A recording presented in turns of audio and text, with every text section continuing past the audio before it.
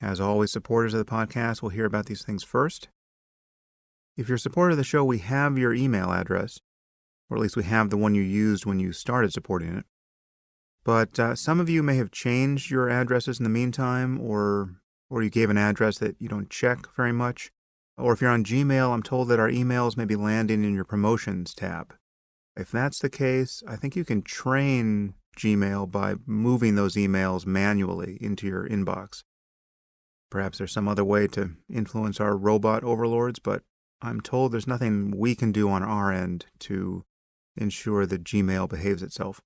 So if you're not getting emails from me, you may check your promotions folder if you happen to be on Gmail. And if you need to change your email address with us, or if you're having problems accessing the Ask Me Anything page on my website, please email info@samharris.org, and we'll sort that out for you. I want to say a few things to those of you who are supporting the show on Patreon. As many of you heard last time around, I announced that I'd be leaving Patreon September 1st. This was in response to the deplatforming of Lauren Southern, the conservative journalist or activist. It's not totally clear what to call her. It really wasn't only in response to that. I've actually had other reasons to migrate away from Patreon that have been building up. But the Lauren Southern thing definitely lit a fire under me. I feel I need to clarify a few things at this point because it's pretty clear I didn't have the whole story when the Lauren Southern incident happened and when I made my announcement. And some of my assumptions about it were clearly wrong. I've since spoken to Jack Conte, the CEO of Patreon, and I've watched the video that he released explaining why Patreon did what it did and what their actual policy is. I still don't know much about Southern, so I'm not taking any position for or against her here. But it's pretty clear from talking to Jack and watching his video that she was doing things that Patreon would be reluctant to fund. Not from a political point of view, but from just a basic concern about human safety. So my assumptions about what happened there were mistaken, and I have much less of a sense that the incident has any implications for my podcast in the future. And I've also since heard from many of you who support the show on Patreon, and you really prefer to do it there because you like doing it on a per-episode basis.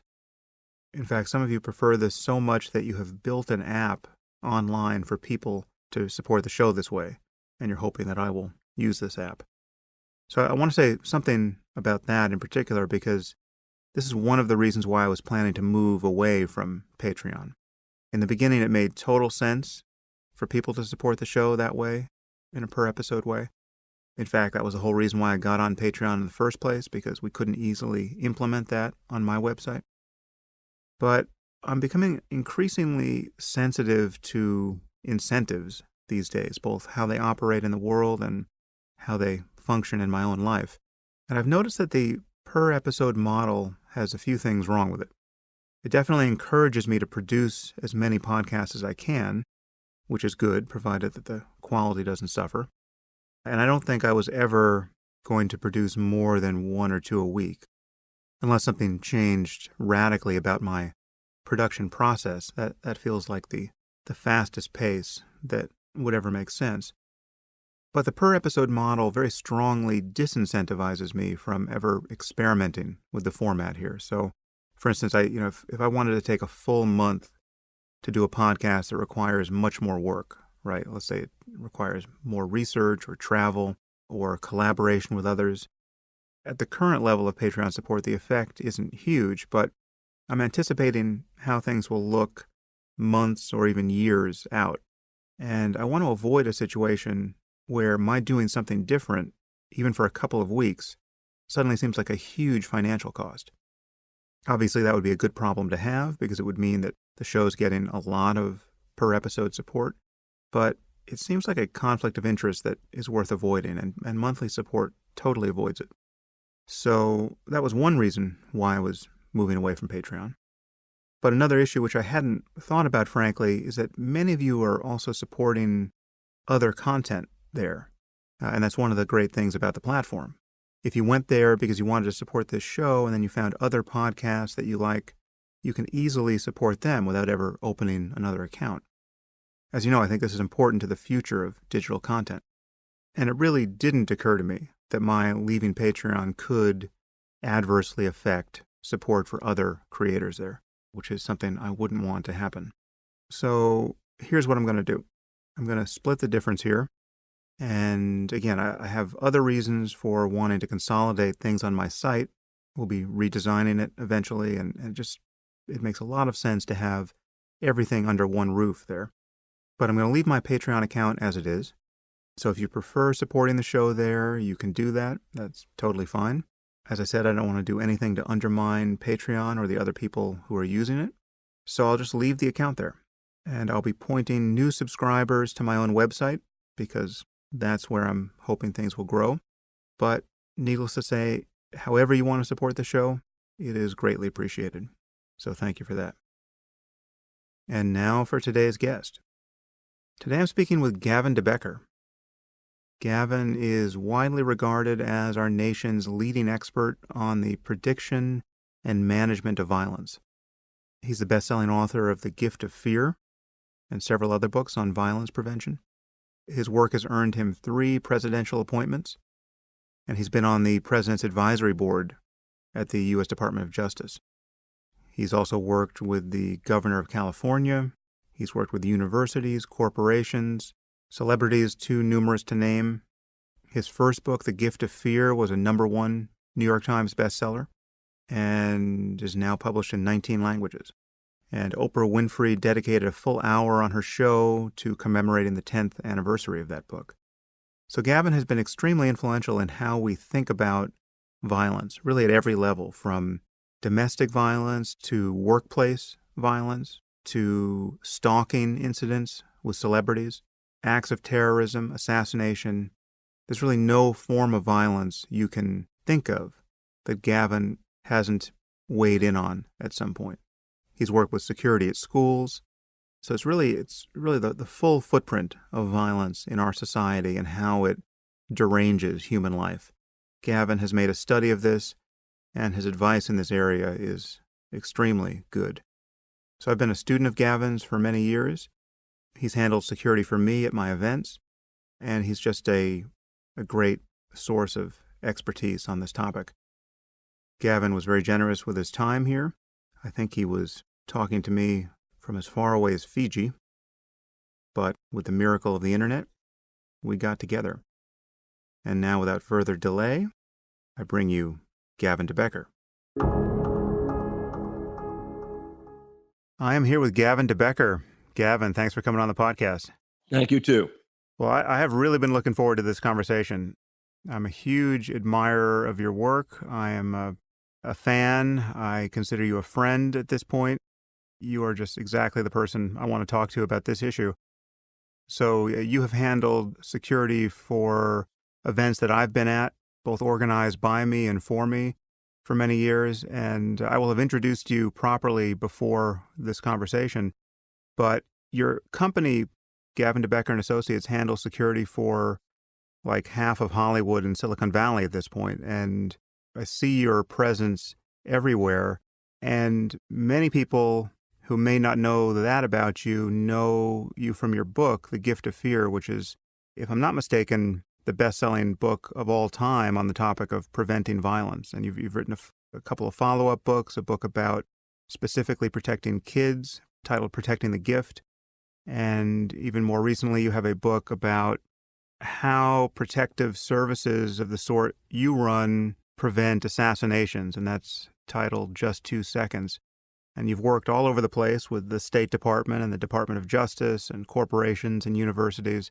And you've really dealt with security and issues of violence at every level. So my first question, just by way of welcoming you onto the podcast, is how did you come to be in this role? Because you really are in a fairly unique position with respect to violence and its prevention.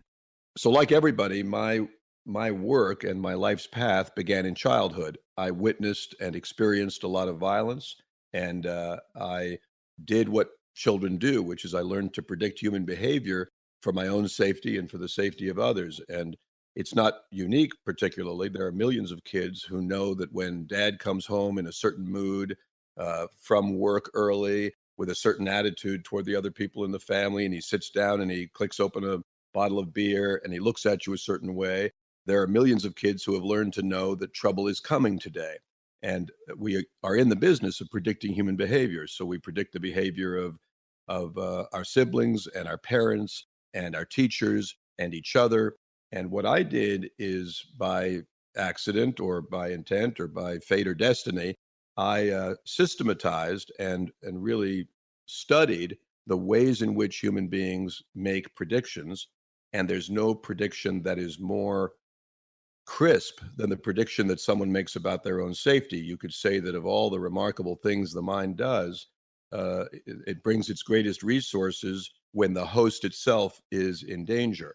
And so the kinds of things I did at 10 years old in predicting violence and sort of madness in my own childhood are not terribly dissimilar to the kinds of things that I do today in terms of applying strategies that I think all of us, and really it's a key message of my work, as you know, is that all of us have these resources, these intuitive resources inside us.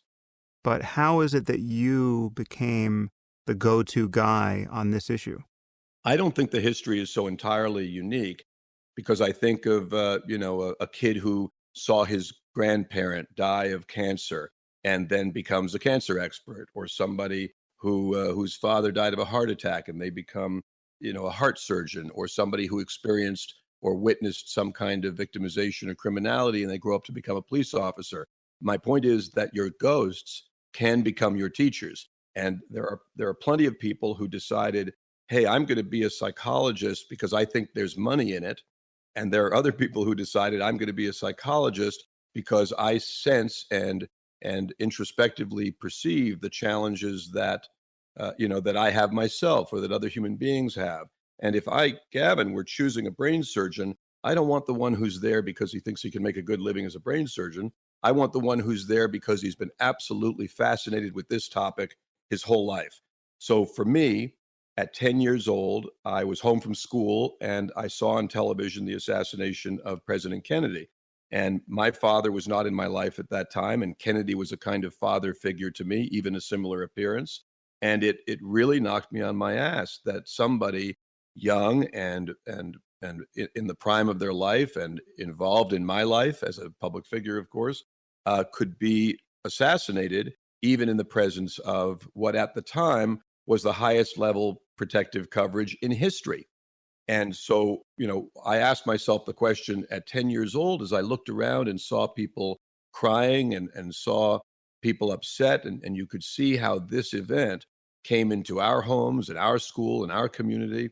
And it made me wonder forever about the best strategies for protection. I never followed, an interest in the conspiratorial aspects of the Kennedy assassination, though I have opinions on it. That wasn't what fascinated me. What fascinated me was the physical, on the scene aspects of how people could be protected. And eventually, as I got into that field more and more by being the best kind of student, that's not the student who goes to a college class necessarily. That's the student who never leaves the college class. I did it all my waking hours. Everything I saw, everything I read, everyone I met, I extracted something that was relevant to my fascination. I call it, now my work. And so as I developed strategies and ideas and began to write on the topic, I saw that the strategies that applied to the people we protect the most, presidents, vice presidents, senators, congressmen, governors, etc., they also applied in far larger numbers to regular people. For example, a public figure in America is attacked, on average every 5 years, but a woman is murdered by a husband or boyfriend on average every 5 hours. So the same strategies can be applied, not in terms of physical protective coverage, but in terms of identifying the pre incident indicators associated with violence. And no crime in America is more preventable or predictable than spousal homicide, because all the pre incident indicators are there. So that's a long answer to the question of how it is that I followed this path.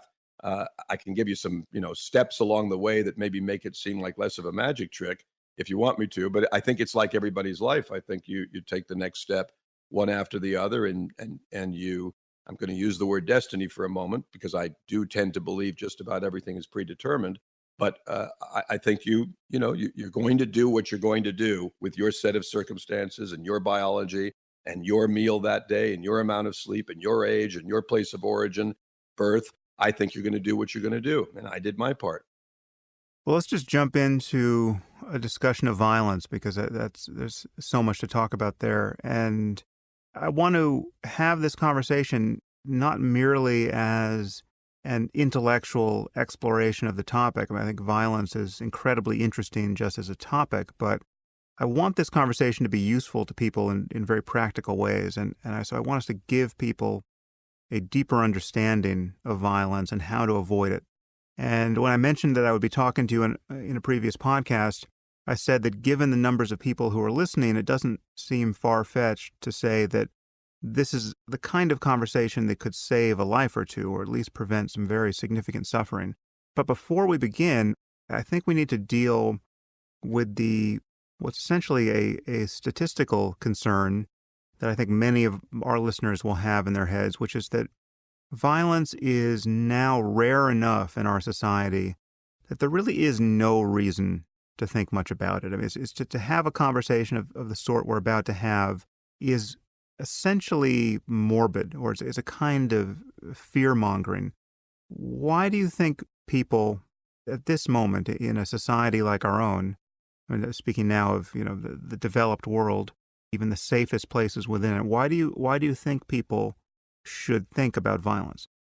So, I actually have to laugh at the idea that people think an experience that has been going on throughout human history and is not only unabated and uninterrupted, but that they think a political statistic. Remember, statistics from the federal government are often highly politicized in terms of how they're developed. For example, there was a moment when rape statistics went down because they redefined rape. So rape it used to involve any form of penetration, and then they defined it in a slightly different way in terms of penetration. And guess what happened? Rape decreased. But we are talking about a human behavior, rape, that has gone on throughout human history. And so the idea that politicians say, as many speeches have been given along these lines, we must stamp out rape in our culture, that's comedy. That's absolutely ridiculous. And we're talking about behaviors that, while violence may tick down slightly, we'll say there's 26,000 homicides in America. And so a 10% reduction means that there's closer to 23,000 homicides in America. And that's not relevant to the individual who's facing a circumstance in which the pre-incident indicators of homicide are present. So for me, for example, a white male, I might walk around all day, every day, and go years without experiencing something that makes me raise my eyebrow and say, this dark alley doesn't feel right. This circumstance, this person, this employee we're firing, this moment, for some reason, gives me reason to respond, and I get a fear response or an intuitive response about safety. So I might go years without that. But a woman, if you ask, for example, I did a thing a couple of years ago where we asked random men and filmed them and said, when is the last time that you experienced fear about your own safety? And the men tended to answer, 8 months ago, or when I was in Iraq, or when I was first on the police force, or never. And then we asked the same number of women, and the women said, today, or last night while I was walking to my car after our company party, or yesterday when that ex-boyfriend called me again after I asked him not to. My point being that it is a totally different experience for women than it is for men. It's a totally different experience for minorities than it is for white men, ages 25 to 50. And so the idea that violence, which is an enduring element of human behavior, is affected because a statistic goes down. I'll give you a quick example. In California, there are 1,000 people shot every week. There are 1,000 people shot every week. So most people are stunned by that statistic. I'm not. Why is it not a big deal in one sense? Because there aren't 1,000 who die. They go to the hospital, they deal with their shooting injury, and it's almost like a car accident injury or slipping in the shower. But nonetheless, there's 1,000 people who are shot in California every week, and so you now have a circumstance in which that statistic is worth avoiding. Meaning, I'm just as interested in avoiding being shot as I'm interested in avoiding being killed. And yet, what's happened in America, and this is really key when people think about this topic, what you ought to look at is not the rate of, let's take firearms deaths, it's the rate of aggravated assault. And here's the reason. What changed in the last 40 years profoundly? 911 service that calls ambulances and police officers to us more quickly, even if we can't say the address. Ambulance services that get us to nearer emergency rooms than ever existed before because Americans are so unhealthy that one of the biggest growth businesses is hospitals. Emergency room strategies refined by the Vietnam War and the wars in Iraq so that shooting trauma is dealt with. So the odds of dying from receiving a bullet are vastly lower than the odds of receiving a bullet. And so my view is I just want to avoid tissue damage. I'm not really interested in whether it's good or bad tissue damage. I'm in the business of helping people prevent tissue damage. And in my case, with my clients, to prevent targeted tissue damage. So this is a long way of saying that statistics that say the crime rate is down do not change the relationship between me and that guy standing in front of me in the dark alley at 2 a.m. as I come out of a late party somewhere. One must always measure what's going on in their environment without regard to statistics. Here's a 20-second story. Years ago, there was an actress, you'll remember, some audience members might not, named Teresa Saldana, who was stabbed by a mentally ill man who stalked her for a year, traveled from Scotland to kill her, tried to buy a gun but couldn't, and so he used a knife instead. And she called the police, sheriff's department actually, about the fact that somebody was calling her mother and trying to get information about where she lived, and then was calling her agent and trying to get information. And the police officer said on the phone, "Look, 99% of the time in these cases, nothing happens." Well, he was right. His statistics were right on, perfect. 99.9% of the time with media figures being stalked or pursued, it doesn't end in homicide. 45 minutes later, she walked out of her apartment and she was stabbed 18 times through the chest and spent the next 2 years, dealing with that surgically. And so the statistic was not valuable to her. And statistics, you're sitting on a plane and you look out the window and the left engine is on fire. You don't say to yourself, flying is safer than driving. In your moment, in your circumstance, there's risk and there's danger. And that's where we live, in our moment, in our circumstance, in our situation.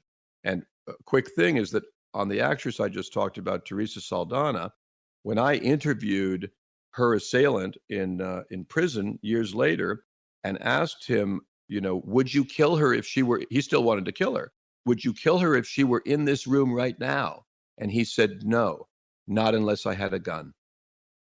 Because he regretted and was disappointed that he'd had to use a knife. My point is that Saldana, anybody in the world could have said to her, "Hey, young actress who's barely known at all, forget about it. 99.9% of the time, nothing happens, and their statistics would be accurate, but their outcome would be grossly inaccurate." I do want to talk about these specific cases of public figures and the difference between men and women in their relationship to violence. Just generically speaking, there are different types of violence, and this is another source of confusion for people. So there are things like there's social violence, like two guys in a bar, one says, "What the fuck are you looking at?" And then it escalates from there. And that's quite different from predatory violence, like rape as a prime example. And these are both different from ideological violence of the sort that we see in acts of terrorism. And acts of terrorism are only superficially similar to mass shootings by mentally unstable people of the sort that we tend to see in schools or, movie theaters and shopping malls. They're obviously surface features that lead people to think that someone like Jared Loughner is doing something analogous to what Al Qaeda is doing, but these are fundamentally different acts of violence. And this tends to confuse people. So, is there anything you want to say about the general landscape of violence before we get into some of the more fine-grained considerations of the sort you bring up in your book? Yes, a great question, and I'd like to express, because going with what you said about making this useful and providing some practical information that people can understand about the resources they already have. I know we'll be talking about intuition, but one of the reasons that we say things like, "This is the safest city in America," so my odds are better living here, or the statistics are down, or this is the least violence we've had, high end violence we've had since 1957, is we are all automatically looking to exclude ourselves from the population of the stories we hear. So, for example, if I hear that a guy was eaten by an alligator in Florida, I can write that off quick because I'm not swimming in the Everglades. And if I hear that a woman was raped, I can write that off because I'm not a woman. And on and on and on. We all do this. And one of the most substantial ways that we do it is by assigning categories to types of violence. And now I'm right on your question. There's workplace violence, there's school violence. Is there a difference between them? Yes, there's a difference. The difference is the geography. That's the difference. The difference is the moniker that the news media gives to it. Another school shooting today in Omaha, Nebraska. Another workplace violence event in Omaha, Nebraska. It's a faster way to tell the story, but those two are remarkably similar, right? The student almost is an employee in the environment. The workplace violence perpetrator is dealing with relationships and dealing with feeling alienated, and things aren't fair and others don't treat him well. They're nearly identical, but the geography is different. Now let's go to the shopping center shooter. Is the shopping center shooter different because he's in a shopping center versus in a workplace versus outside of school? See, my point is that the choice of venue for explosive acts of violence, and I'll speak specifically now about multiple victim shootings, which are, nearly a weekly event in the United States, so much so that they are not even national news anymore.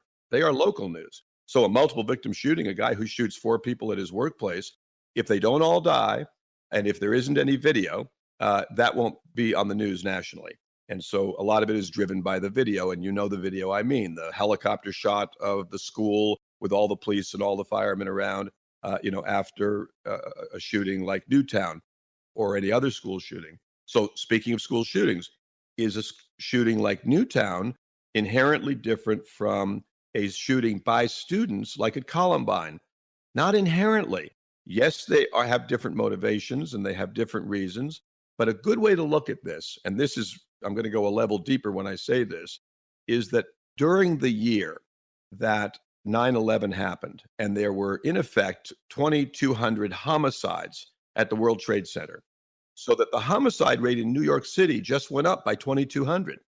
And what changed? Nobody thought of it this way because they isolated that mass murder from all the individual husbands killing their wives and girlfriends, and robbers, inadvertently or intentionally shooting victims of their robberies. But an interesting component that I believe in is that if 2,200 people are killed all at once in a big violent incident like 9/11, mass incidents of homicide will go down in the United States for a while. And why would that be? Because in effect, not a lot of people have the stomach for the kind of violence that we see. For example, why doesn't 9/11 happen every year? Because it's a very rare thing for anybody to be willing to do it. Willing to kill themselves. That's more common in Muslim cultures than it is in the United States to perish during the event, but it happens obviously. School shooters like Columbine intended not to survive. And my point is that this categorization business is a news media artifact. It is not really about human behavior, because if we take ourselves back 1,000 years and we're living in the village and somebody gets killed, we ask a few questions. What happened to Steve? I'm choosing a name that's a modern name in this 1,000-year-old village. We say, what happened to Steve? And it might be that he got into a fight with Bill and he hit him with a rock. It might be that he was killed by a lion or a tiger. We want to know. We're interested, but ultimately, the loss of life as a condition of human beings living socially has never changed, and it's not going to change. What's going to improve slightly is that we will have better strategies for predicting who among our population needs help, in effect, is most likely to act out. For example, the crime rate is down, or the violent crime rate is down.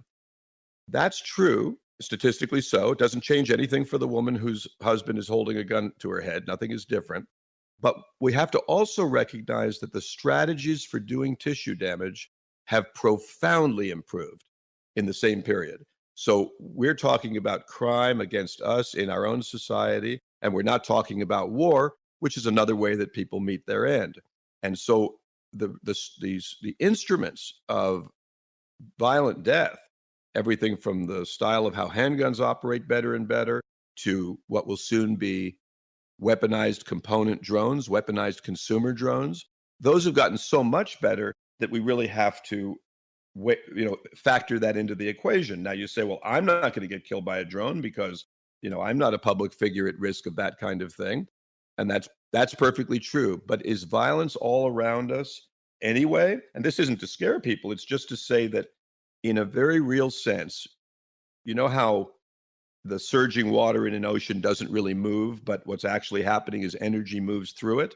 In that exact same sense, the energy of violence moves through this culture. Others as well, but I will say more in this culture than in any place on earth other than warring cultures. And so some of us experience it as an unpleasant breeze that we can tolerate. We hear a story of a friend's daughter in college who was sexually assaulted, and others of us are absolutely destroyed by it, as if by a hurricane. But nobody in America is untouched by the reality. I mean, here's a good example. We turn on the news today and there's a school shooting. You think that doesn't affect us? That profoundly affects all of us. And so, whether we were the recipient of tissue damage or not, we're actually experiencing more violence than any other culture in human history because we experience it through television. Yeah, well, I do want to talk about the role of the media here and how the internet may have changed things or amplified things. Just to revisit the logic of my question for a moment, because I totally take your point that the categorization of violence can be misleading and seem to remove us from the epicenter of the problem just by the words we choose. But I think there are clearly different pre-incident indicators for different kinds of violence. So, for instance, as you said earlier, men don't tend to walk around worrying about getting raped, and for good reason, because men out, unless they happen to be in prison, aren't often getting raped in our society. And so there's a reason why women uniquely inherit that burden. And I mean, there's other differences that are relevant that we could talk about. I mean, women tend to be outweighed by men. Virtually all of the men they're around, the men are taller, bigger, their upper bodies are stronger. If you're a man, to imagine what this would be like, you have to imagine that every time you get into an elevator, every man in that elevator is 60 pounds heavier than you and obviously stronger than you, right? And, women don't tend to challenge other women in public places and ask them to go out on the sidewalk so that they can get into a fist fight, as dumb guys do. And when violence is directed at women, it doesn't tend to be of the sort that is a fight among apish guys. It's an effort to physically control her, to move her to another location, to sexually assault her if it's stranger violence, very likely. So there are differences here. To add one more variable here that I mentioned briefly, there's a big difference between a mentally ill perpetrator of a workplace shooting or a school shooting or a mall shooting and a perfectly sane, ideologically driven terrorist. The pre-incident indicators will be different. They'll be in the backstory of the terrorist. There may not be any of the things you hear in the backstory of the mentally unstable, mass shooter. because he's not mentally unstable. He's just ideologically driven. I was kind of pushing you in that direction, but that's actually, in my view, not in contradiction with anything you said about the other ways in which our categories mislead us. Well, I think that's all of that's right, and what you said about the woman in the elevator, and for a man to have the same experience, everybody would have to be taller and 60 pounds heavier and muscular, and also everybody would have to be familiar with the territory of violence and force in a way that we're not. They'd all have to be martial arts experts because women traditionally in Western culture have been told this is not for you. You're not supposed to understand the code of human violence. And a big part of my work is to say you do understand the code of human violence and you have all the resources that are necessary to protect yourself, and the protection might not come in the form of upper body strength and disabling your assailant. It might, by the way, but it might not come in that form. It might come in the form of intuiting earlier than a man might that you are at risk. And that's a skill and a resource that's been developed, what I would call the wild brain, developed over millions of years, that is slightly more tuned in women, but also used more often in women. But let's go to a different category, not just women. There are other kinds of people who are victimized more easily, and it'll be obvious why that is. Children. So children are the subject of all variety of physical assaults more often than people like you and I are. I'm speaking about people our age and socioeconomic environment and the kinds of lives we live. So, something like 15 kids are killed every week by their parents in the United States. So, I'm not speaking to children here where I could say to them, you have nothing to worry about from your parents who love you, and the odds are so overwhelmingly, out of 60 million of you right now, the odds are so overwhelmingly low that you would ever have an experience with your parent trying to harm you. However, if you have A, B, C, D, E, F, G pre-incident indicators, then you have a reason to be concerned. Well, again, we're not speaking to children who are inherently, throughout human history, life's miseries have fallen disproportionately on children. And so the various categories of who we are and the demographic that we fit into is relevant depending on where you put us. If you put us in Iraq, all of a sudden, we're in great danger. Or you put us in Afghanistan. So the geography has an influence. All of these things do. But I think what I want to say that's important here, and it just goes to your observation about the terrorist or the ideologically motivated violent actor. The terrorist is very similar to the soldier. Both people. We take young men who would never kill anybody, and if we thought they would kill anybody, we'd be scared of them. And we take young men, and militaries throughout human history have developed strategies for getting young men to be willing to place themselves at risk of being killed and to do this unspeakable and unforgivable thing, which is kill another person. And that requires inculcation and training that militaries, I'll choose our military for a moment, have gotten so good at that today we have a far higher participation rate in combat. This is a super interesting thing. Back in the Civil War, about 50% of the soldiers actually participated. Others would put their head down and wait for it to end. How do we know that? Because corpse after corpse after corpse is found with the ball still in their rifle. And sometimes 2 or 3 balls in the rifle. You had to fire the musket and then load in and tap in the gunpowder and do all of that stuff. So what did they do? They were reloading and not firing. They were in complete trauma. They were shitting their pants. They were grasping the ground. And 50% participated, and those were the men who were more inclined to. Today, we have moved that statistic up through Vietnam and World War II. We moved it up, and now we have it at 90%. So 90% of American soldiers participate in combat, which is against our nature, you understand. And that's why when people come back from the trauma of war and they suddenly are without this great family of men and women they served with, we see so much PTSD. And it's why suicide rate has killed, the suicide in soldiers has killed more people than combat, as you may know, coming out of Iraq.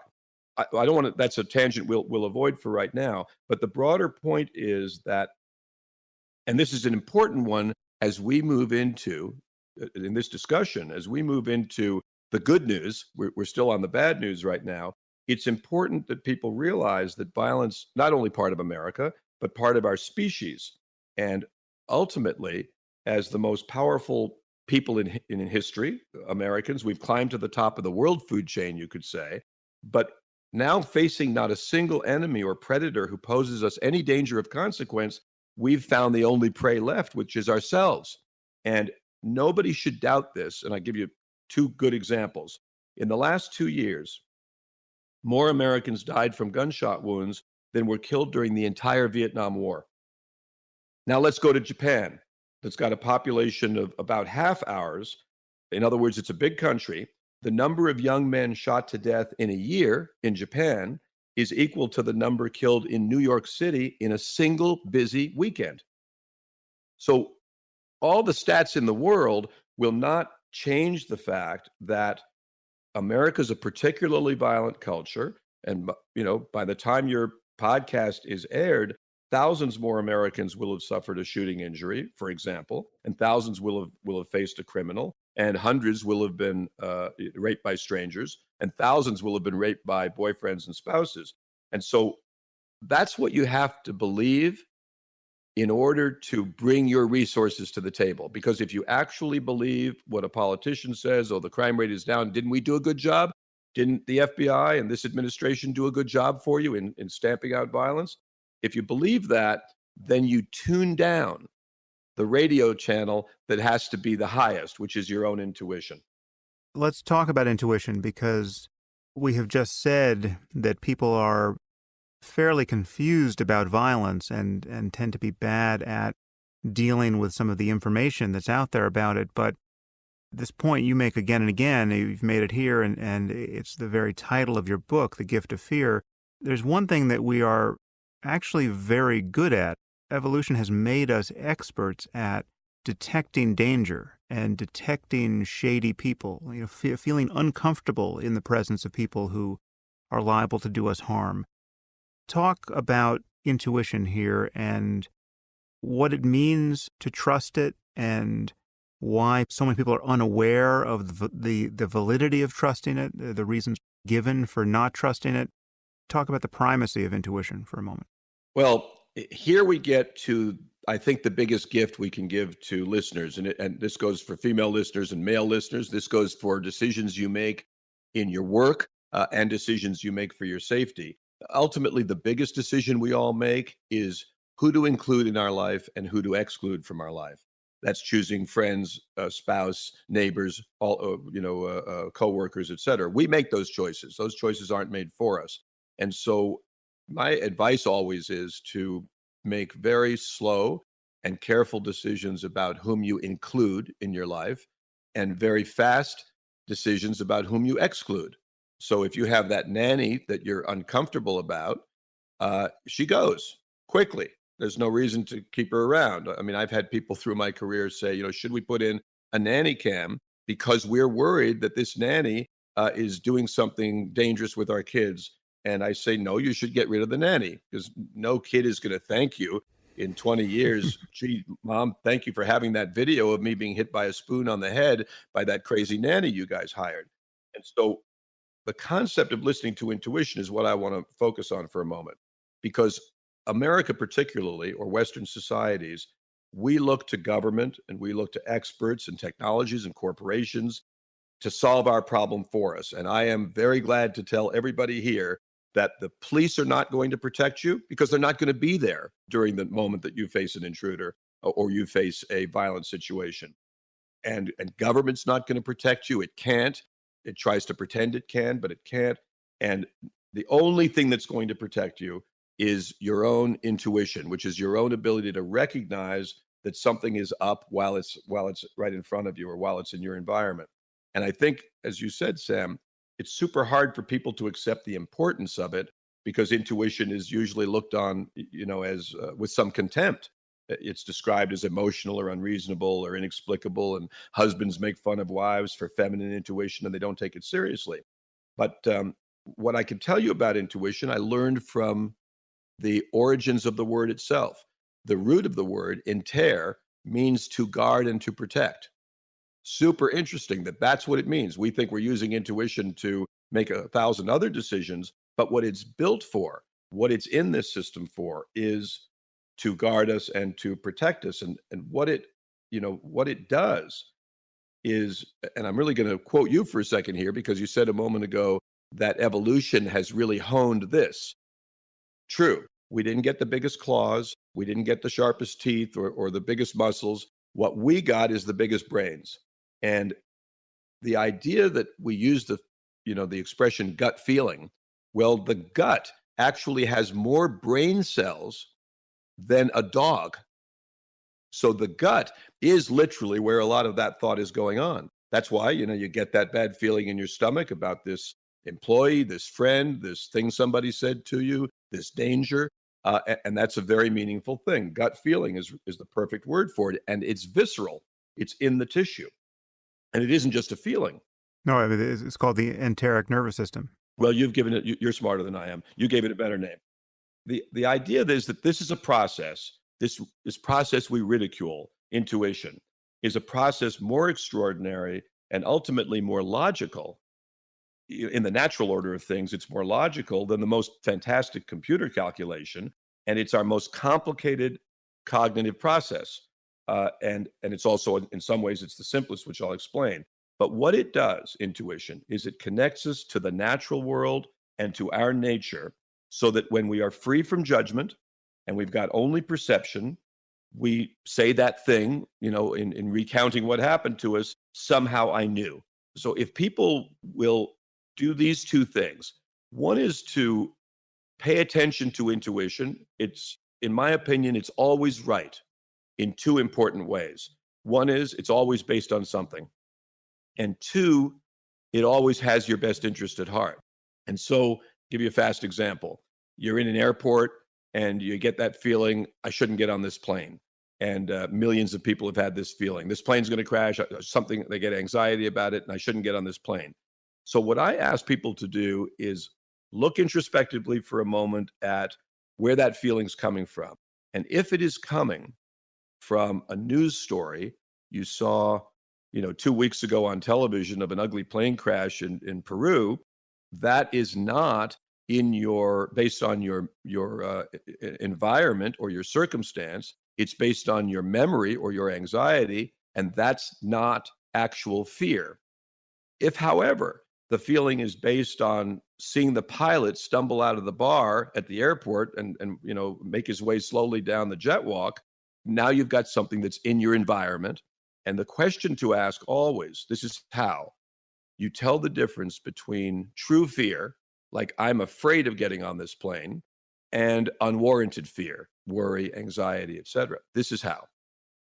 True fear will always be based on something in your presence and will always be based on something you perceive. The signal comes from your perception, from your senses. Unwarranted fear will always be based upon memory. And so it's something you remember, something you recall, something you're worrying about, or something you're thinking about. But something based on your actual environment is a gift, hence the title of that book. There's not an animal in nature that would say, oh, I don't want that gift. Don't tell me when I should be worried about my safety. It's so much trouble. There's no antelope that suddenly is filled with fear and says to itself, it's probably nothing. But human beings every day are engaged in the constant prosecution of their own feelings. And, the most vivid example I'm aware of is a woman alone in a building late at night. She's working late in the office and she goes to the elevator. The elevator door opens and there's a guy inside who causes her fear. She's afraid of him. And so what does she do? Most women get into a steel soundproof chamber with someone who causes her fear, something no animal in nature would do. And why does she do it? Because she says, I don't want to be the kind of person who makes a decision because of the guy's race or because his clothes look shabby. I don't want to be like that, or I don't want to offend him, or I don't want to make him angry.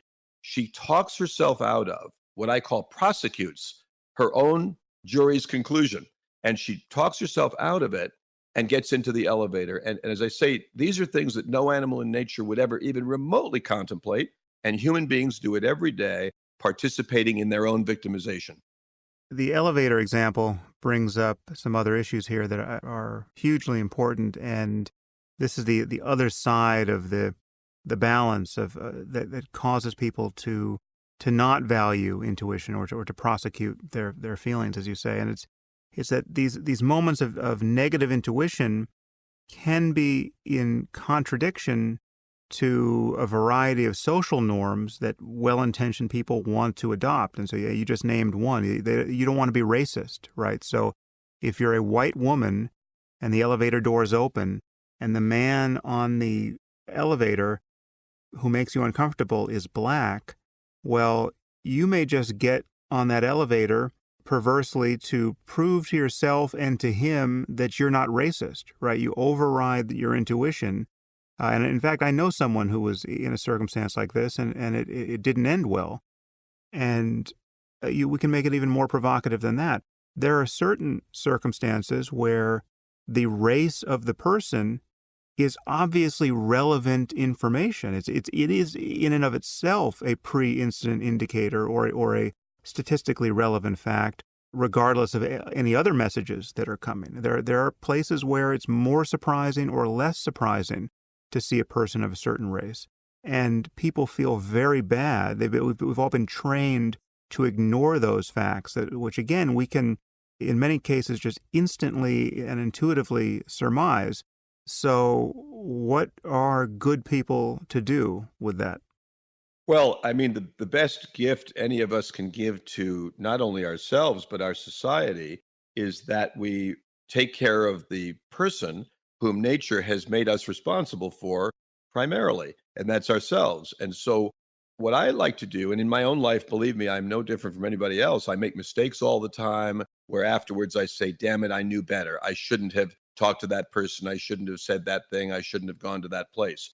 And I didn't want to, and I overrode it for some reason. You know, a typical example would be you're invited to dinner at somebody's house and you just don't want to go, but you go. I think these aren't violence issues, but I think they're always mistakes.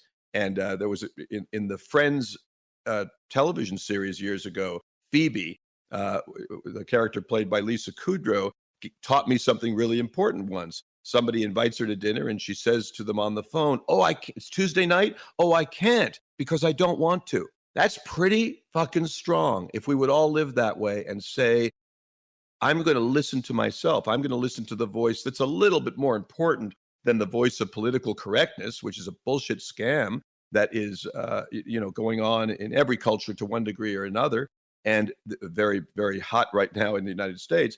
The significant issue isn't the branding of myself in this moment based on my behavior. The significant issue is listening to intuition and have the dialogue with yourself later about why you did or didn't do that. I give you a great example of this. A dog, for example, is an animal that listens to its senses very well and its perceptions. And when I was writing Gift of Fear, a good friend of mine said, "Oh, I know a lot about that. My dog is super intuitive." I said, "Really? Tell me." And she said, "Well, he hated the contractor that I hired, and boy, he was right. That contractor ripped me off."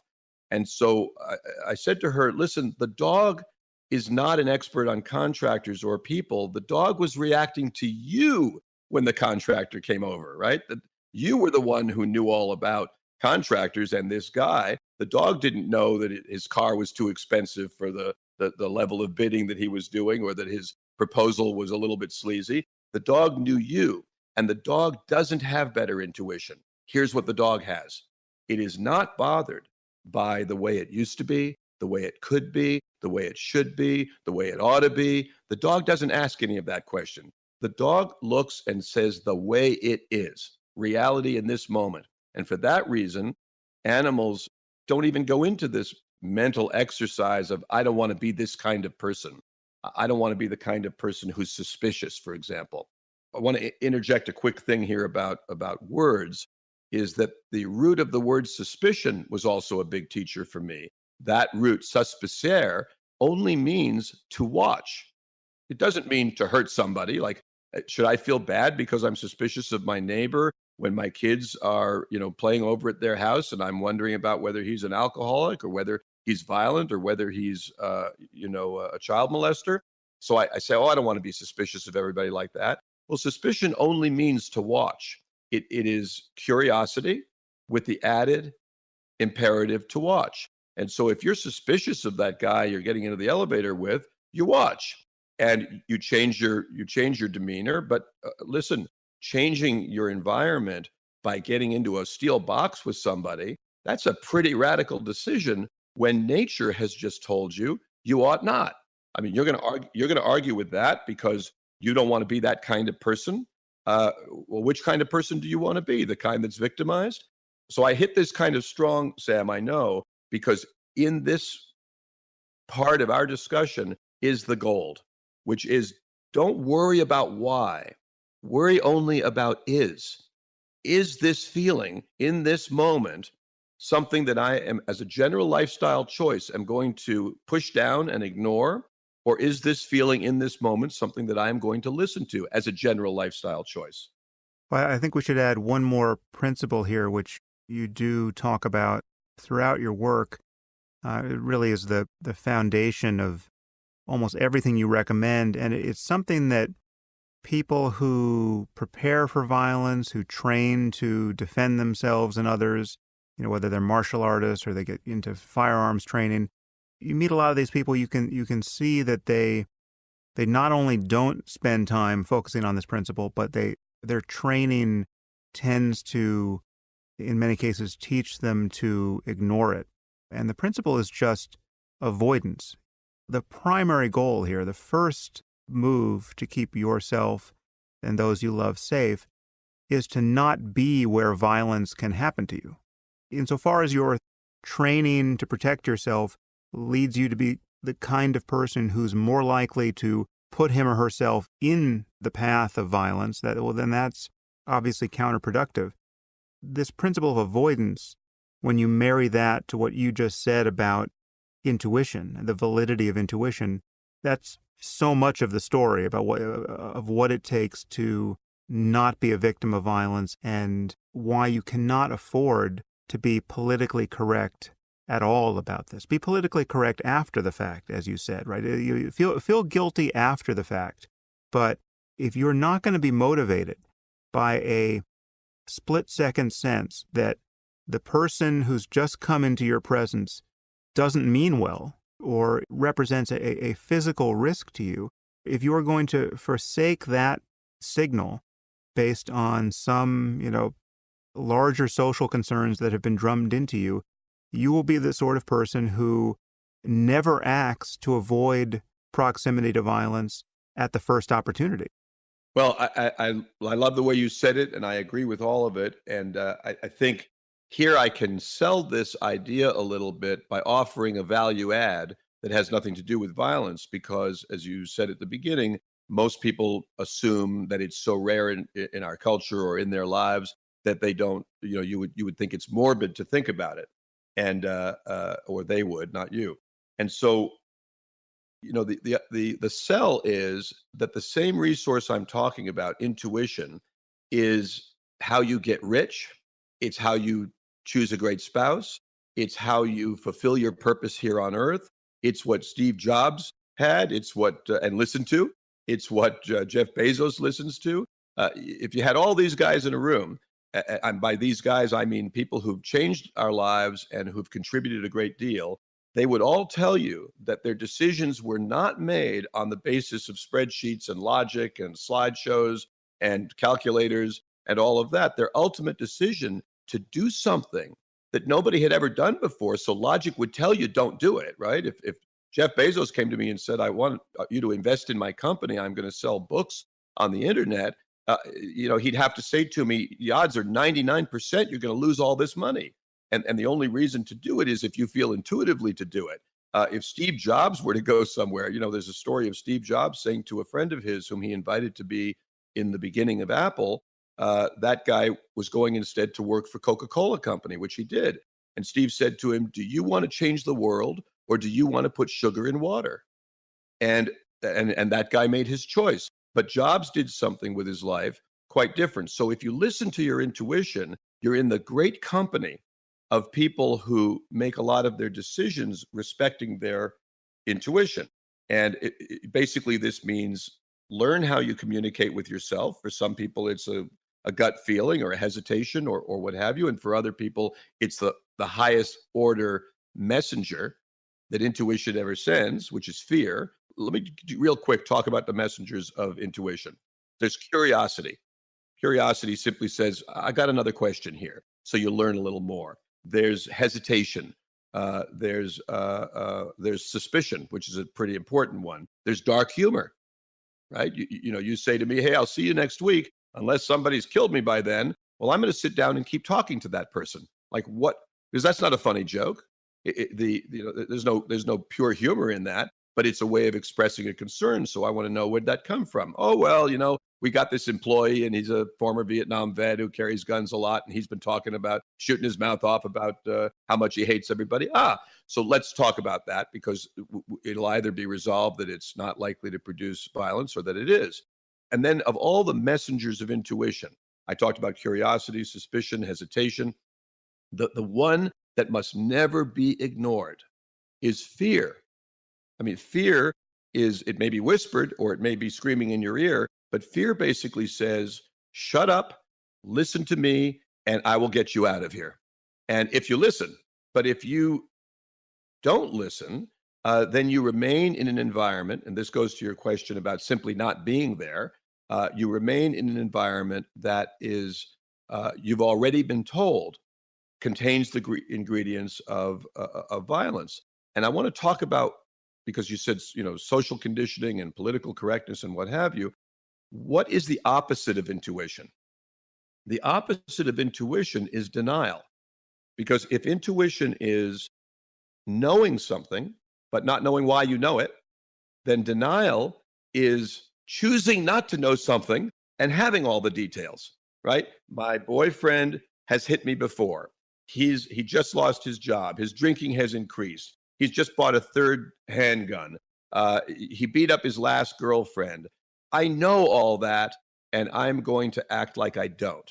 So I ask, our listeners today the question, which of those two features of human behavior, denial or intuition, is likely to be more relevant and constructive for your safety?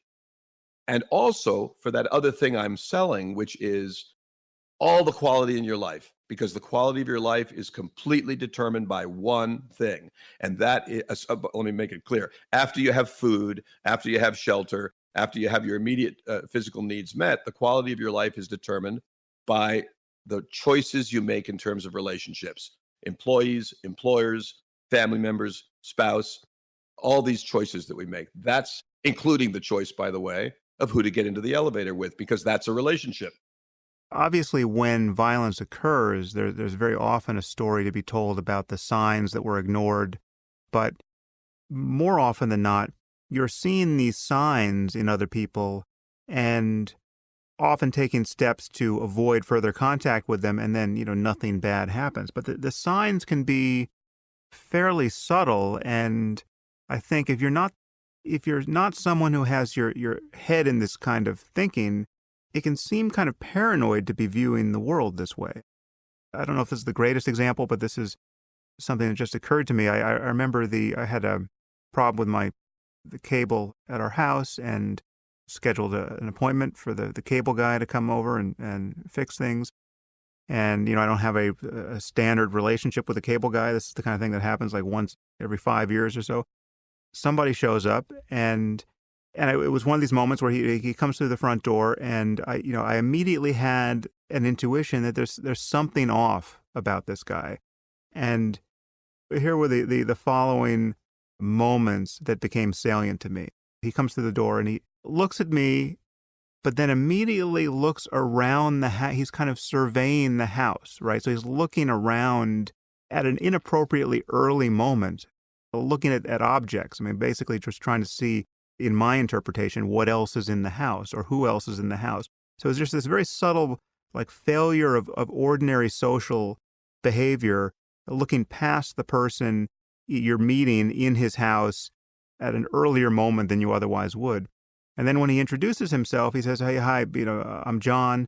But in the act of telling me he's John, he shows me his name tag as though to prove that he's telling the truth, right? So this struck me as this is a kind of cascade of impressions that's coming. It was later that I unpacked them in terms of why they struck me as wrong, but struck me as odd in retrospect that he would ask me to verify that he is actually John by showing me his badge. And then the final kicker was that I showed him the television that was having a problem, and then went off elsewhere in the house. I wasn't going to ride shotgun with him every moment while he's fixing the television. But then he comes back when I next see him. He comments on having seen my wife and me in a picture that was in a room that he had no business being in, right? So it was like he had wandered into a room that was just not on his path over the course of dealing with the problem he was there for. And then, all sirens were blaring. I mean, I basically thought that I had an ex-con in my house who was casing the place. But people encounter that kind of thing all the time, and I assume don't notice any of it. It's true. And so many things you said there that I want to comment on. There's a thing I call the rule of opposites, which is I'll use the exact example you had. Somebody's coming to the house, and let's make it your wife instead of you who answers the door. So somebody comes to your house, and they are, there to fix the cable, for example. So in the rule of opposites, you can quickly see what would be in the favorable column and what would be in the unfavorable column. For example, favorable is the guy does his job and nothing more. Unfavorable, the opposite would be he offers to help on unrelated tasks. Favorable would be respectful of privacy, and unfavorable would be curious and asking a lot of questions. Favorable would be standing at an appropriate distance. We know the opposite, standing too close. So you can just keep going through this exercise and see that, favorable for the guy who comes to fix the cable would be that he's mindful of time and he wants to work quickly. And unfavorable would be he's in no hurry to leave. And here's the big one, and you saw it in his behavior. Favorable would be doesn't care if others are home. Unfavorable would be wants to know if others are home. And so, and I could do 50 of these, but the point is that your intuition did all that automatically. You wouldn't know. You wouldn't know at that moment. You're not sitting around thinking, using that great Sam Harris mind and putting it together in that instant. You just said, something doesn't feel right. And now you perk up and start to pay attention. But this is not the moment to be, working on why it's happening or what have you. And so, but it's just the moment to listen. And my premise is, in all my work, is that you, Sam, me, and everybody listening has every resource you need to remain safe. You've got this extraordinary resource of intuition, and we can predict human behavior incredibly well. We do it every day. We predict the behavior of our children, our spouses, our employees, our employers. Politicians predict the behavior of voters, obviously. Advertisers predict the behavior of consumers. And so I'll give you a fast example here. Let's imagine that, you're at the airport and you see a man who insists on being first in the ticket line. He pushes a little bit. He looks at his watch a lot. He appears exasperated because the ticket agent's going so slowly. And after he gets his ticket, he rushes off carrying his bags, and he appears to be rushed and stressed. So you don't need to be a genius to figure out the backstory. If you said, what is the story on that man? That he looks expectantly at each gate as he passes by the numbers and he's running along with his luggage. Is he a politician seeking votes? No. Is he a charity worker asking for donations? Or is he a person late for a flight? My point is, we know all this stuff. We know the pre-incident indicators of our college-age kid is not going to make it. We know those because all you do is apply the rule of opposites. The student who's going to make it, what does he do? He talks about his future after college. He's always researching job opportunities. He, gets all the books and the material he's supposed to get. He shows up at school on time. And what is the one who's not going to make it? The opposite. So if you apply that to employing people, if you apply that to choosing a job and accepting a job, if you apply that to, here's the big one, choosing a boyfriend or choosing a husband, then You could answer the question about your repairman, who you got the signal so early. And I want to tell you a great story because it's similar to what you're talking about. You got it literally on the basis of an eye movement. That is what sold you on and told you, keep listening, keep watching. Something's up here. That one little thing. And so this is a true story of a guy I interviewed, a pilot named Robert Thompson. And he was going into a convenience store like a 7-Eleven. And he walked into the store and he looked at the person behind the counter. He was immediately overcome by a sense of fear. And he walked out of the store and get in his car and drove away. And that is the end of his story. But it's not the end of the story of what happened in the convenience store, because about 3 hours later on the news, Bob Thompson saw that at what must have been exactly the time he was there, a police officer was shot and killed by a robber in the store. And so when you start to unpack that, what we learn is, I said to Bob Thompson, I interviewed him, why would you be afraid in a convenience store? What were you reacting to? He said, well, I didn't know it at the time, but I realize now that when I drove in, there was a car running. As I got out of the car, I could hear that the car next to me was running and there was a guy in the driver's seat. I said, okay. He said, I walked inside and I saw the guy behind the counter, and normally they look at you and size you up. But he just looked at me for a split second and took all his attention back to another one of the customers. And he just stared at that customer. And that was very unusual. I know it now, but I didn't know it then. And then he said, plus that customer, I now know was, wearing a big heavy jacket. And I realize now, but I didn't realize then, it was a hot day. And so I think I put all that together and I left the store. So here's the part of Bob Thompson's story that's not accurate, which is, if he knows it now, if it's in his head now, it was in his head then.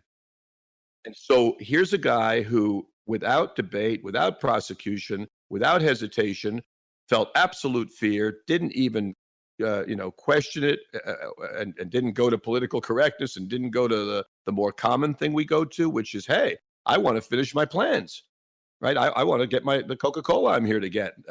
And so instead just went to a different convenience store 4 or 5 blocks away, got the stuff and forgot about the whole experience until he saw the news that night. And by the way, why did the policeman not intuit the same thing when he came into the store about 5 minutes, we now know from video, about 5 minutes after Robert Thompson did? Because the policeman, when he looked at the guy behind the counter, what he saw was relief. He didn't see somebody staring at somebody else. And then that policeman, he knew that daytime robberies are very rare. So he walks around the store without basically having his intuition in gear, listening to a statistical irrelevancy, like daytime robberies are more rare than nighttime robberies, and he got shot and killed. And so the point here is that your story, which feels like nothing, right? Guy came to your house to fix the cables, but you changed that story. I'm not saying he was going to rob the house. We don't know the answer. But what we do know is that your behavior was a variable that changed that experience, no matter what his intention was, whether it was to grab a watch off a counter or whether it was to set fire to the house and steal everything you own. Who the hell knows? But the point is, you changed it. And so what happens is, by that tiny change, what you brought to the relationship with that cable guy, it wasn't it. You didn't bring a gun or a baseball bat or anything like that. You said, hey, buddy, look over here. I've got a human brain that is the most powerful resource in human history, and I'm the latest model of this human being. I'm the 2017 living model. And in effect, the look you gave him back and the awareness that you showed him by your posture and your body and your stance and everything you did was armor. And it was the look that communicated. I don't mean in a mean way, but your entire being communicated, don't fuck with me today. And that's a lot. That's a big message for somebody to get. Well, so I want to flip this, perhaps at least seemingly paradoxically, because we've been talking about how good and reliable human intuition is here in detecting danger, and that the fear signal is always worth taking seriously on some level when it's fear that has a proximate cause in your environment. But there are other ways in which people's intuitions around violence reliably fail them, and there are ways in which people are easily manipulated by bad actors. And you describe some of this in your book, but I'll just give you one example of the kind of thing that people seem pretty bad at. I mean, so when they are, suddenly made the victim of violence or become aware that, violence is in the offing, say you're getting into your car and, someone shows up at your side with a gun and says, "Get in." So many people, it seems, see no alternative in those moments but to comply with someone, to trust that the psychopath that has now just come out of the woodwork will do what he promises to do. So in this case, if you just let yourself be moved to a secondary crime scene, everything will be okay. So people, to stick with this example, people's primary concern is, above all, don't get shot.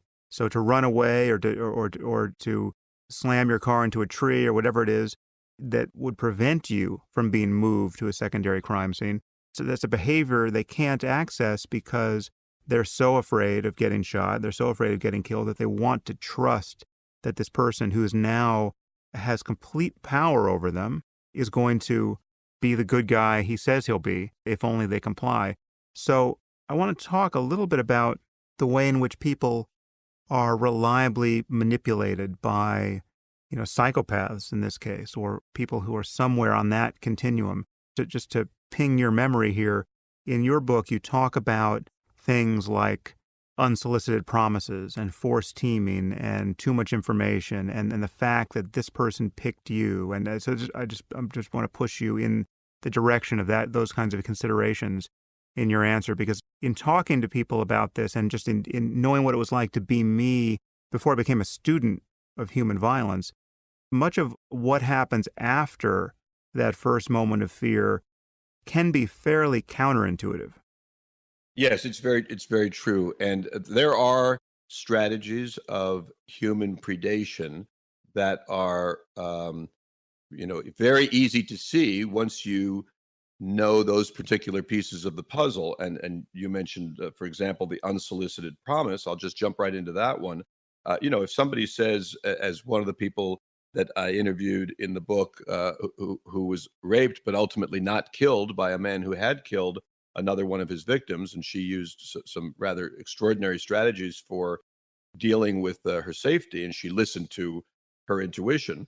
Well, in that case, he was helping her carry groceries up some flights of stairs to her apartment. And at the apartment door, she said, and she'd already been uncomfortable with him. She said, "I'll take it from here." And he said, "No, no, I'll put the stuff down on the counter and then I'll go. I promise."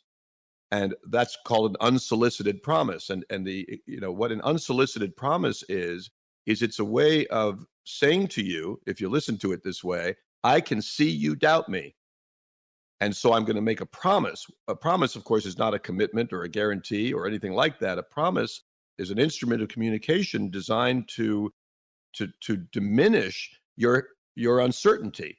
The easiest example would be my 16-year-old son says, "Can I borrow the car, Dad? I'll have it back by 11. I promise." Or the guy on the street who's asking for money says, "I won't buy alcohol with this. I promise." Well, we laugh at those promises. We realize those promises are ridiculous, but all of a sudden, in a situation with a predator, too many of us listen to it. And another one, by the way, a big one, particularly in relationships between men and women.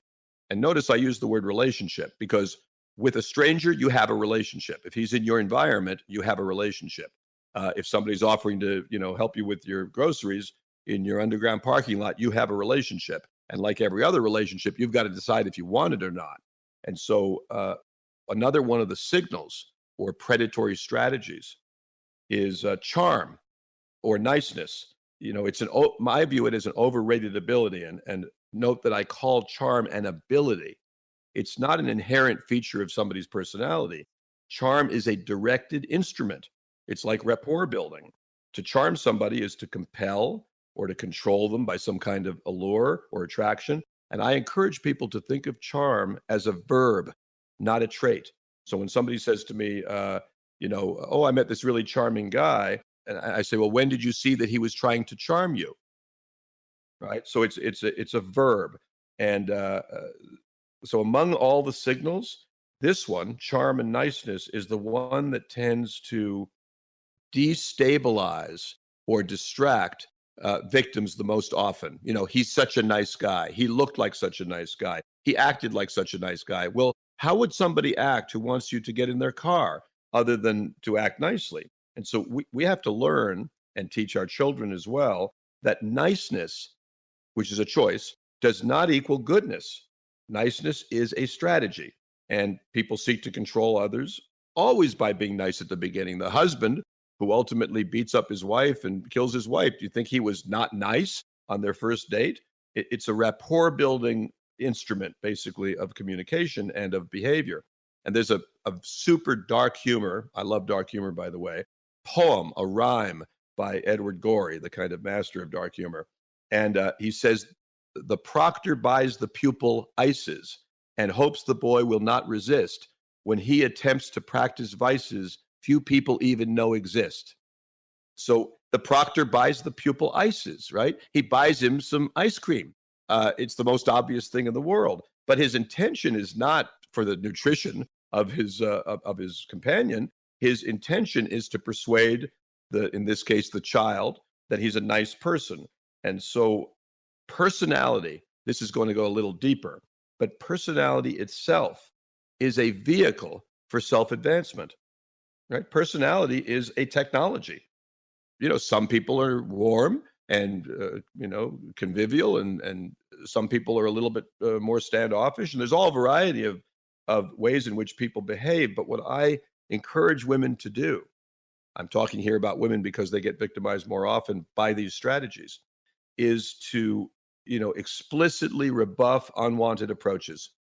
And that is something the entire culture has told them never to do. Never be rude, never be cold, never be a bitch.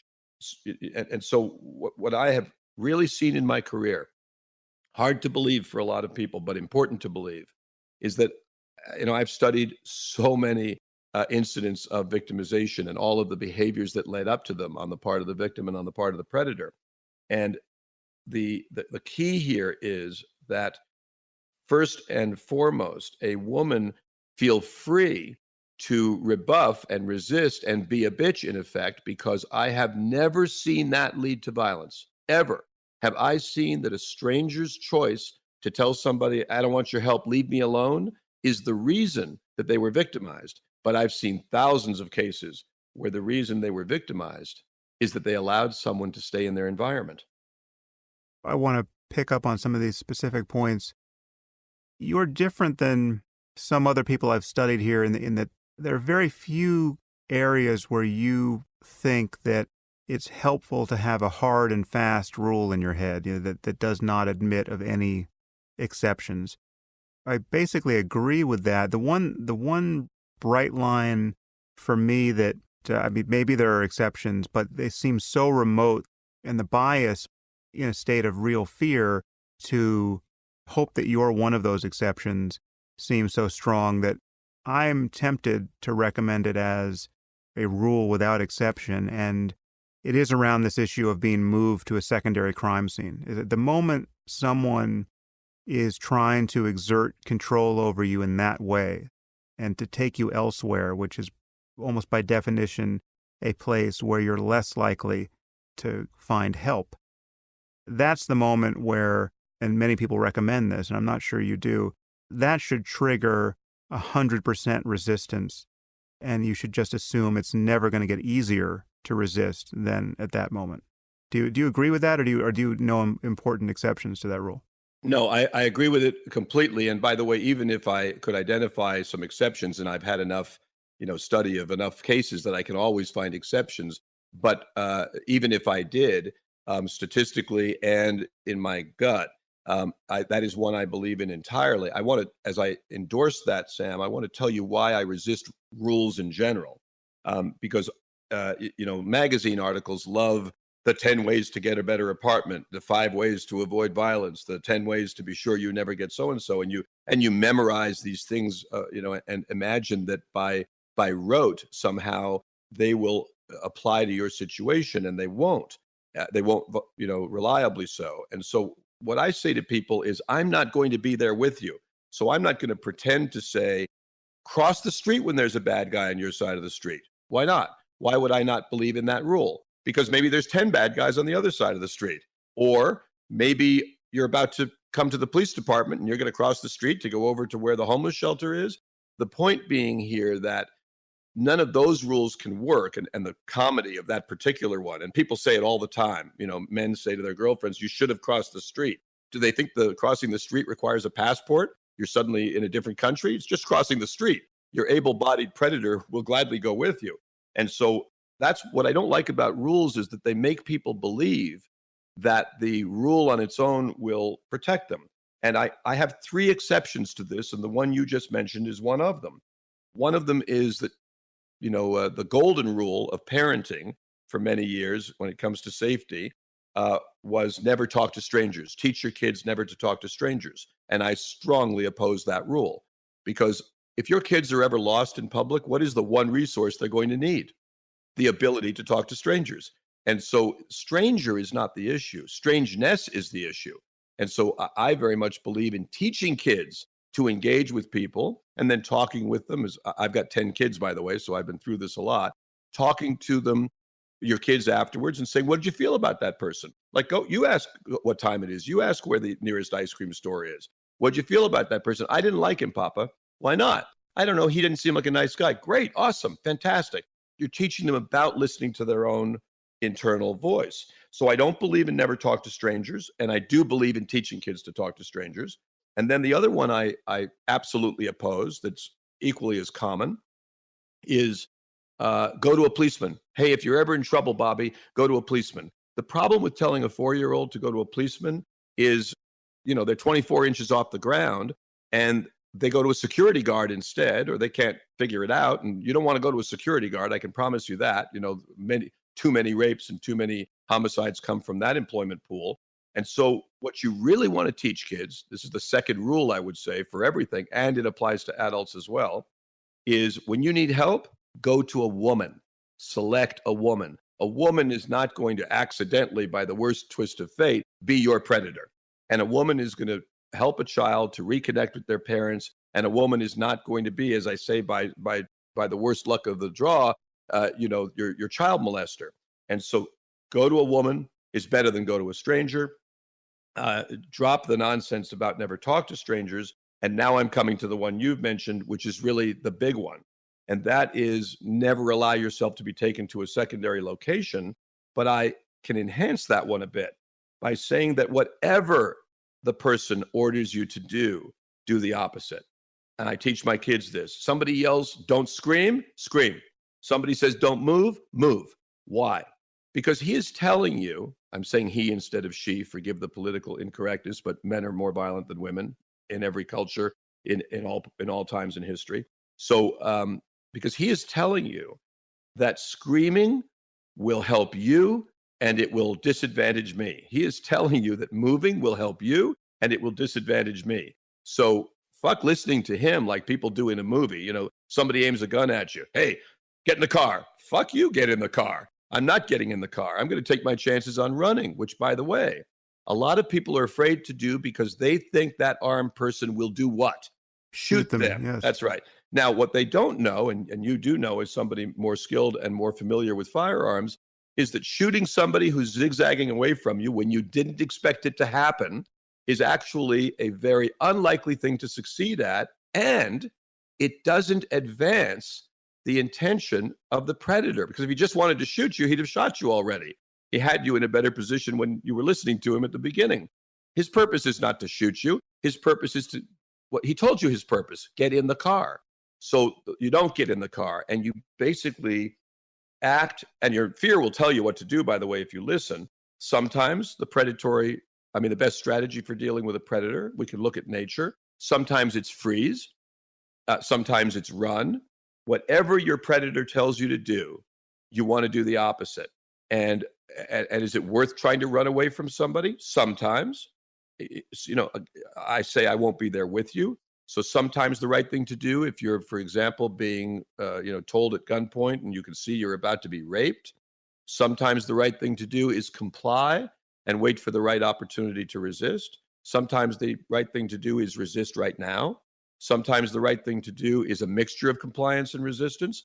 But all the time, the right thing to do is remember, this I say to women particularly, that you are an animal of nature and you are imbued with some very dangerous objects called hands and feet and teeth. And so all the women in my career, I used to give a lot of talks, speeches around the country. I don't do it much anymore, but I would talk about the fact that everybody has the resource of the ability to kill. It's one of the options.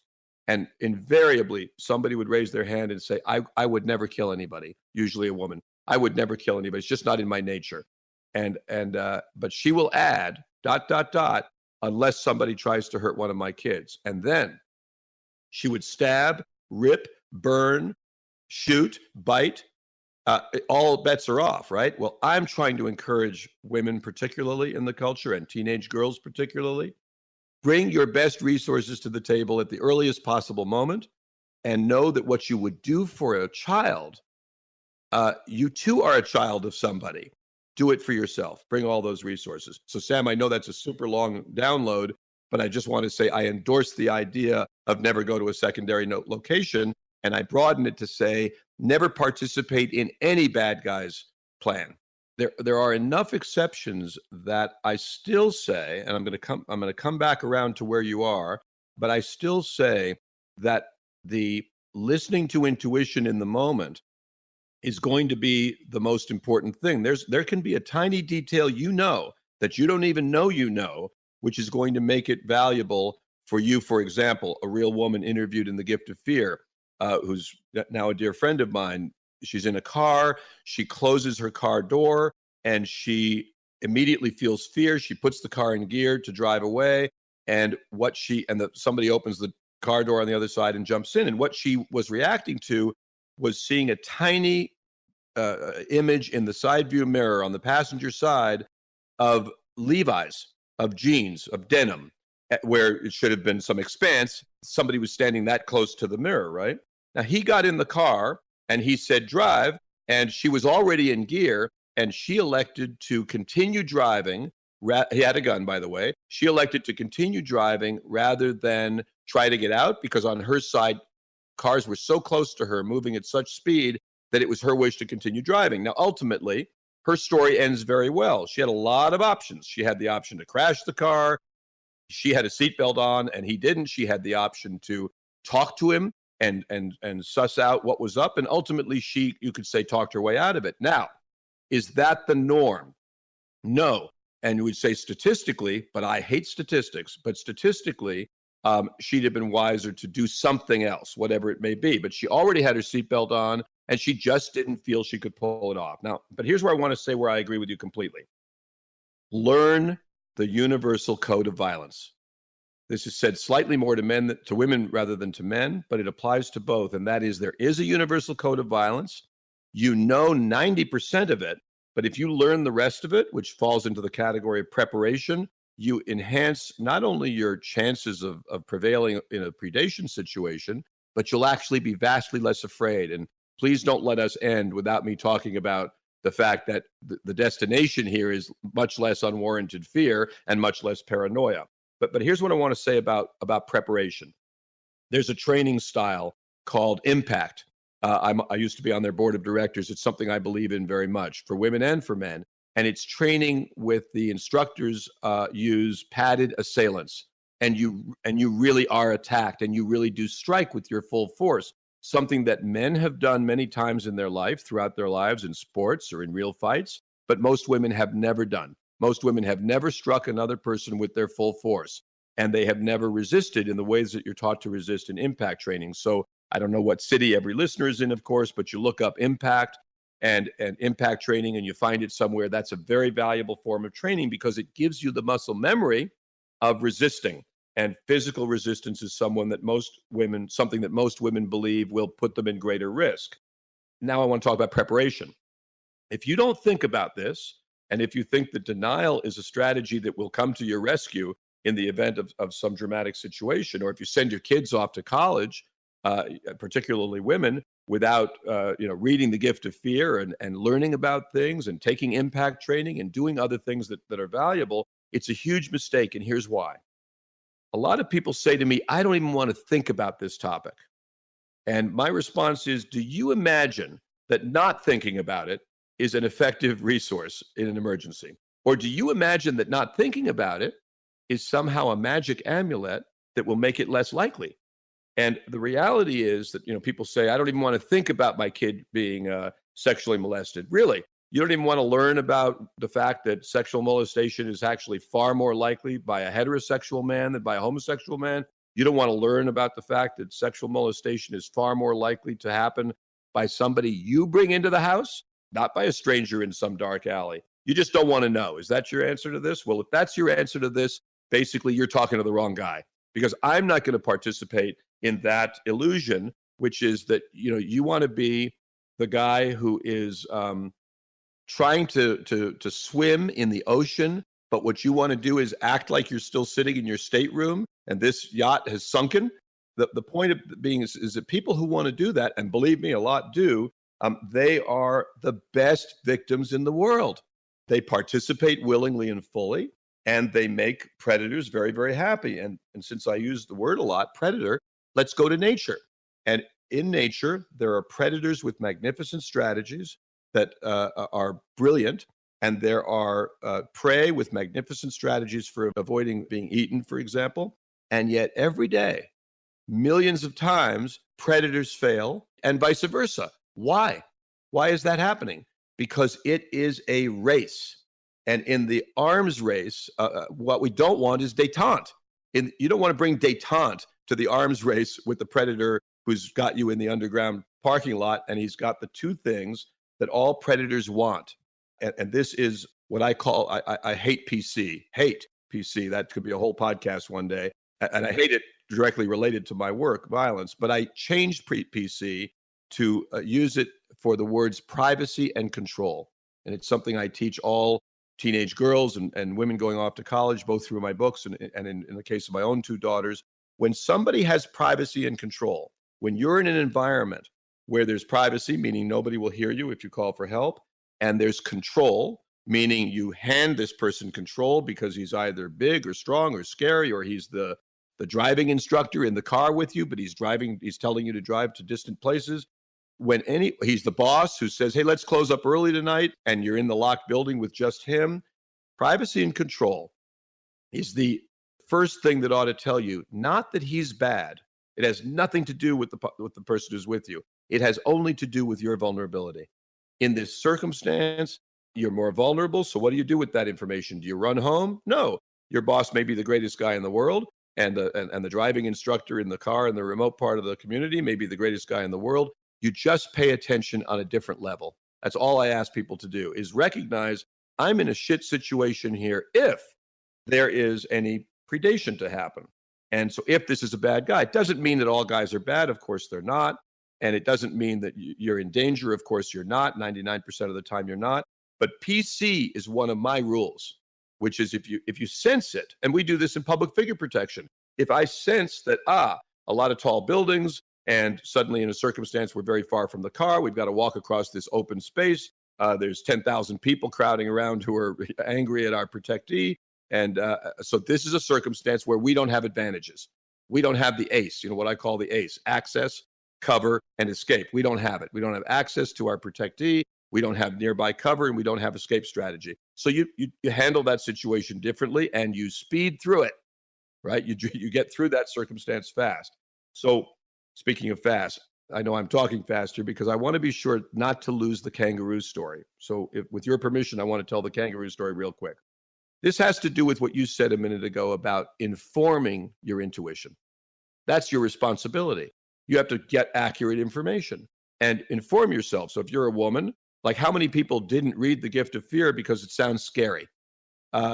This book is not going to bite you, and it's not going to rape you, and it's not going to victimize you in any way. Information you're afraid of, maybe it's not the book for you. That's fine. But the broader point I want to talk about is the kangaroo story. So I give talks at the CIA, and I used to give them a lot more often, but I still do them occasionally, because CIA officers overseas have to rely on one thing above all else: intuition. And I tell them the kangaroo story. And the story about the kangaroo is that kangaroos attack very rarely human beings, but when they do attack, it's brutal and very dangerous.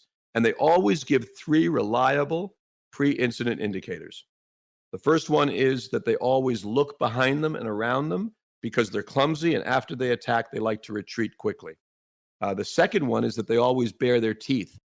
And tourists in Australia think, well, they're smiling, look how sweet. And then the third one is they always check their pouch because if they have offspring in their pouch, they won't attack. And so if you remember those three pre-incident indicators about kangaroos, you'll never be victim of a kangaroo attack. But the problem with those pre-incident indicators is that I made them up. They are bullshit. So if you're ever really facing a kangaroo, forget that I said that. Here's why I do it. I did it at a talk with the CIA, and then I asked the audience members an hour later when I was done, can anybody here name the three pre-incident indicators of kangaroo attack? And every hand goes up. Because you will never forget those three pre-incident indicators of kangaroo attack. Why? I recommend you not do this in Australia because there's this other thing called the illusory truth effect, which is another bug in human cognition, which is even though you're telling this story and the whole point is to emphasize that this is not true, some significant percentage of people will remember it as being true. So who knows what harm you've been doing these many years, Gavin. Millions of readers undermine. But here's the reason that's so important is that as silly, I just downloaded into people's intuition the kangaroo pre-incident indicators. Well, the news media is constantly giving you false pre-incident indicators. They're using, flashy, newsy stories that are actually incredibly rare. I'll give you a stupid example, stupid on their part, not my part. They're interviewing people. There's a rapist in a park. He's a serial rapist. He's attacked 15 women in a small community, and he just got arrested. And he's arrested, and he's going to be convicted. He's confessed, and he's going to be imprisoned. And they interview people around the park. Well, I'm never going into this park again. I was always a little afraid, but I'm never coming here. You mean the day that the rapist is caught? This is the day that the news media wants to go and make you more afraid about the drama of rape in the park. My point is, you have a responsibility to load your intuition with accurate information. And you will not get that from television news because things that are news are inherently unusual. That's why they're there. If it were any other way, Sam, there'd be 20 reports about spousal homicide every day on the news. But that's not what there is. There's the snake that ate the dog in the neighborhood. That happens all of once in human history. You don't have to load your intuition with that crap. Dogs are far more dangerous to snakes than the other way around. But I'm just strongly endorsing what you said, that we have an obligation to accurately inform our intuition. And that's why educating yourself on the topic of violence is better than hope or wishing or denial.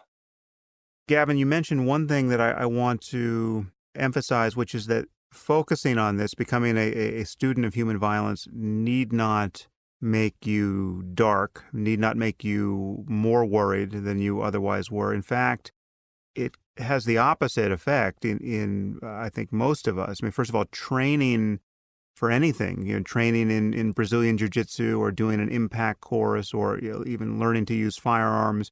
It may be fear that got you there, but once you actually do any of these things, they're just incredibly fun and empowering, and you feel better about yourself in the world, and it's just any one of these things can become a guilty pleasure. So the experience of arming yourself, both conceptually and physically, is not morbid and it doesn't serve to increase fear. It's quite the opposite. It's absolutely true that people avoid like crazy a lot of this information because they assume that it'll make them paranoid, or as you said, it'll make them dark or what have you.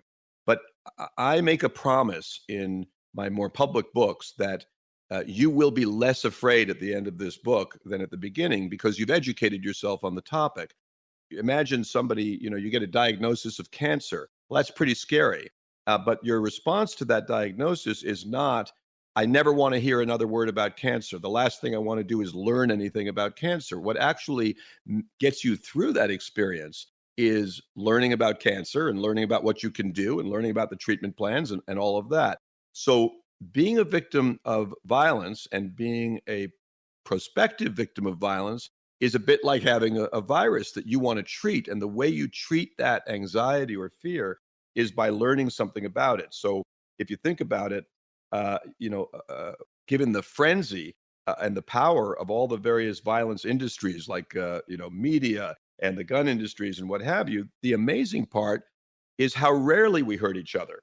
Abraham Lincoln talked about the better angels of our nature, and I think it's how we get through every day with cooperation. And we've already survived, all of us, these extraordinary risks because in modern world, every day we're moving, in and around powerful machines that could kill us, and airplanes that could crash, and subways and buses and elevators and escalators and all of this stuff. Our homes are wired up with lethal, amounts of electricity, and gas is pumped into our homes, and all these things go on. And the most frightening of all of them is that we live among angry countrymen and sometimes armed and angry. If you take it all together, these are things every day that our ancestors would shudder at. You bring somebody from 1,000 years ago here, and this is a very confusing and fast-paced and sort of dangerous place. And so I want to say that it comes from Mark Twain. That quote where he says, "I've had a great many troubles in my life, but most of them never happened." I'm not recommending to people that they worry, but if you know a great deal about predicting and avoiding violence, and if you know about the dangers that are posed by strangers or by friends or what have you, when your intuition is better informed, I am absolutely certain from now 40 years of this that people have less unwarranted fear of other people because you know that you'll get the fear signal if you need it. And 99% of the time we walk around, you and I are in a restaurant together, fear doesn't even enter into our thinking. And but if it does, you want to listen, and it'll be super rare. And I think the result of educating yourself on the nature of predatory strategies, how people behave, what are the pre-incident indicators of various forms of violence. I think the result is that people live far less afraid because the nagging knowledge that, gee, I'm in this world and I don't know anything about this world, that is the cause of anxiety. Information is not the cause of anxiety. Yeah, well, so before we close, there are a few more topics I want to hit, and there's one that we haven't talked about. We've talked about the unique risk that women live under, but we haven't specifically talked about domestic violence. And you have a very provocative quote somewhere where you say, the first time a woman gets hit, she's a victim. The second time, she's a volunteer. So I want you to justify that point and tell our women listeners what you think they should know about this topic. It need not be narrowly focused on domestic violence, but anything you think women in particular should know. Probably the smartest thing for me to do when I reflect on that quote from Gift of Fear, the first time a woman is hit, she's a victim, and the second time she's a volunteer, probably the smartest thing for me to do is say, I never said that, because it is indeed controversial and it does get often a reaction, I'm blaming the victim or what have you. And I want to answer this very quickly because what people say is, gee, Gavin, you don't understand the syndrome of what a woman is going through in a domestic violence situation. In fact, I have a deep and personal understanding of the syndrome from my own childhood. And yet I never pass up an opportunity to tell women that staying is a choice. Staying is a choice. And for those who argue that it's not a choice, meaning that it's a syndrome that you're locked into that you can't possibly change, then I ask the question, is it a choice when a woman finally does decide to leave? Or is there some syndrome to explain leaving? And I believe it's really critical for women to view staying as a choice because that's the only way you can view getting out as a choice. And one more quick note, because I expect a controversial reaction to this quote all the time, is that if we dismiss a woman's participation as being beyond choice, then what about the man? Couldn't we point to his childhood and his insecurities and his shaky identity and his addiction, and his controlling ways and say that's a syndrome too? And it's beyond his choice. And how could we blame him in that circumstance? Basically, every human behavior can be explained by what precedes it, but that does not excuse it. and we have to hold abusive men accountable for sure. But whoever we blame, and I'm going to quote you on this because you said earlier, staying in that environment, just not being there is the first order of safety, right? Don't be there. Well, whoever we blame, there is some responsibility on both sides of the gender line, particularly if there are children involved, because both parents who participate in a violent relationship are hurting their kids. I think the man is hurting the kids more than the woman, but both are participating. And children who grow up in those situations are often angry at their mothers. Why? Because they stayed, because they didn't protect them and what have you. And so there's a woman, it's worth it. It's a quick story. A woman I interviewed, and she was a victim of domestic violence. I had helped her through a certain circumstance. Her husband was actually shot her and she survived, and he was now in prison. And now her daughter, 19 years old, was also in a violent relationship, and she was talking to me about it. And she said, "Here's what I'm going to do." And I said to her, "What's the difference between you 2 years ago and your daughter? You wouldn't do it for yourself 2 years ago, but you'll do it for your daughter now." And she says, "Well, my daughter has me." And I said, "Right. And you didn't have you, right? You were alone in that regard. You abandoned yourself." And so I'm ready for everybody who wants to say that the concept that the first time a woman is hit, she's a victim, and the second time she's a volunteer is an awful and politically incorrect concept, and blah blah blah blah blah. Um, but I believe in it very strongly that we need to teach people that you have options and that you are responsible for your own safety. I'm not saying it's easy. I'm not saying that it is sometimes insurmountable. For example, as a kid, I never thought about leaving. No matter how much violence I experienced, it never even entered my thinking. And because I didn't know it was an option. And that's why I don't want to leave other people, including anybody listening to this, believing that it's not an option to leave, because as children learn from modeling.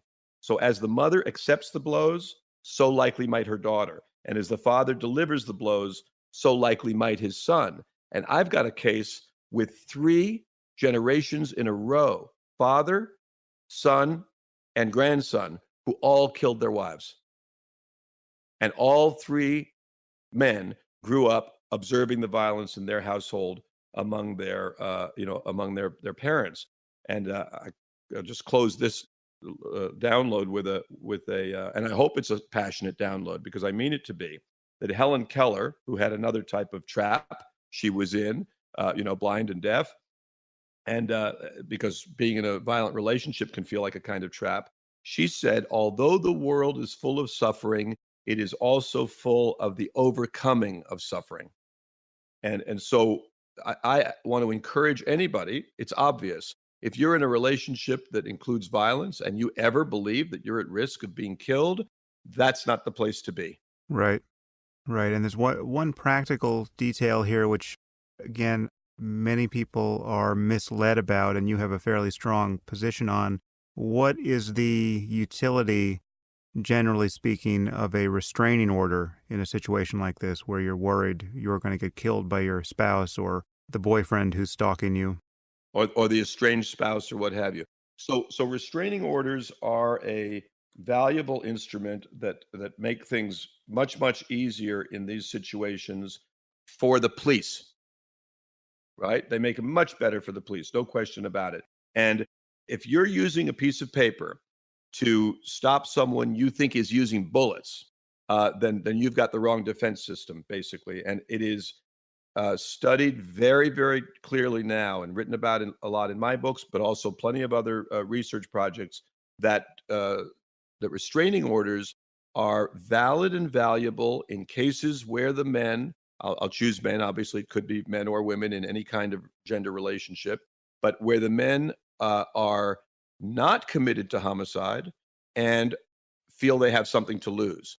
Once committed to homicide or committed to not losing the wife, you will not leave me, then the restraining order is not the best response. And I'll tell you that lawyers and police and TV news people and counselors and psychologists and even some victims advocates, not many these days, recommend restraining orders wholesale. I have joked that it's a growth industry in America.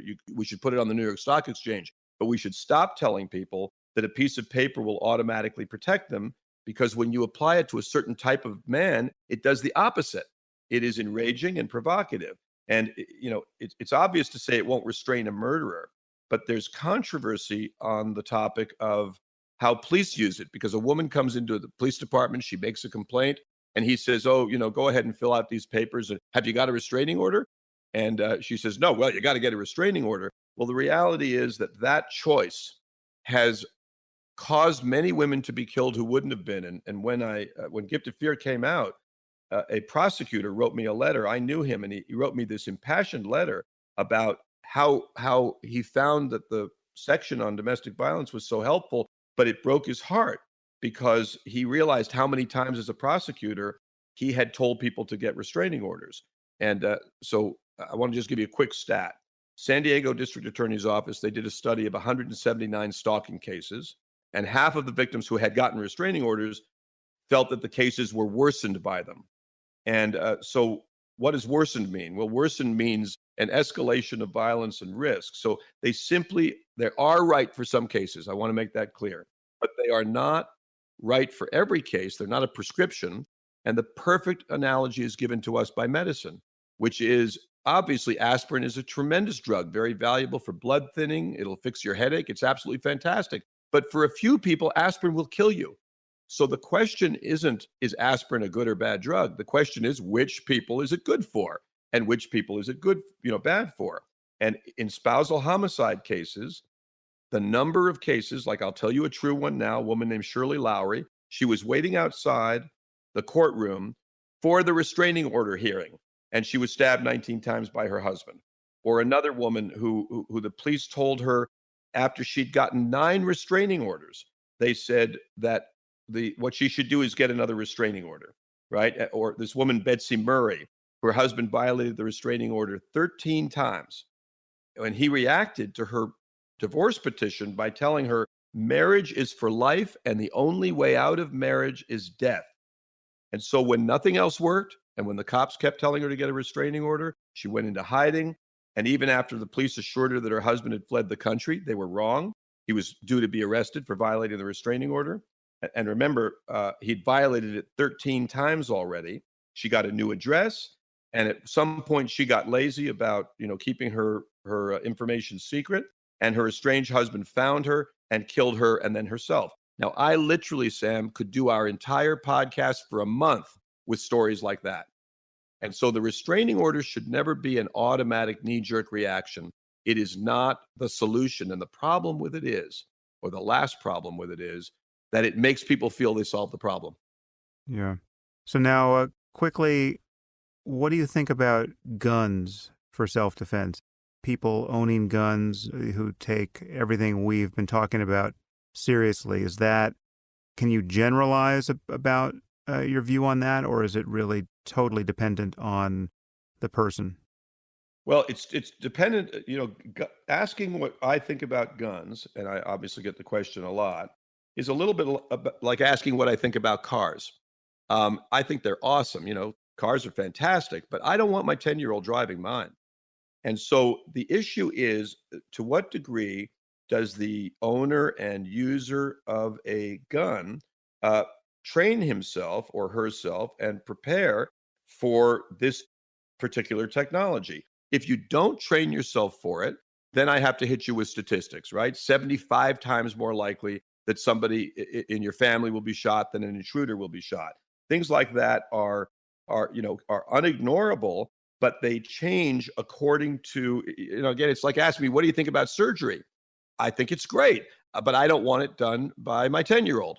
And so the issue here entirely boils down to who's using it and how well have they prepared themselves for it. And, a gun in the home is an enormous responsibility. It is not a consumer product that you go and you buy for $400 and you put it in your house and now you're safe. It just isn't like that. And so the idea that you can buy it and put it in the drawer, next to your bed, and everything's okay without really familiarizing yourself with how it operates, just like you did with the car, with how to use it, just like you do with the stove and the oven and the power drill and everything else you've got in the house. and having a strategy for keeping it away from children. Because what I don't advocate gun control, I advocate what I call bullet control, meaning where do the bullets go? That's what I'm concerned about. The gun on its own is a piece of metal like anything else. But the gun in the hands of a 9-year-old boy, that's a really serious thing. And so what I strongly recommend is that people learn about guns if they're going to have them, and if they make that decision to have it in their home, that they take the kind of responsibility that they are obligated to take when it comes to anything dangerous. And a gun is a technology that outlives the consumer that buys it. And so one has to recognize that it's not going anywhere. It's going to be in your house for a long time. And the number one responsibility you have is to keep it away from children. And people say to me sometimes, oh, I don't have kids, so it's no problem. It's still a problem because the plumber you call on a Saturday afternoon to come and fix something in your house, you're going to bring along his 9-year-old son, and he's going to find it in the house. And the point is that if safety is your concern, a gun is a tremendous resource, just like a car is a tremendous resource. But a gun without education is like a scalpel without education, and I don't want anybody getting near me with a scalpel unless they've got a degree in surgery.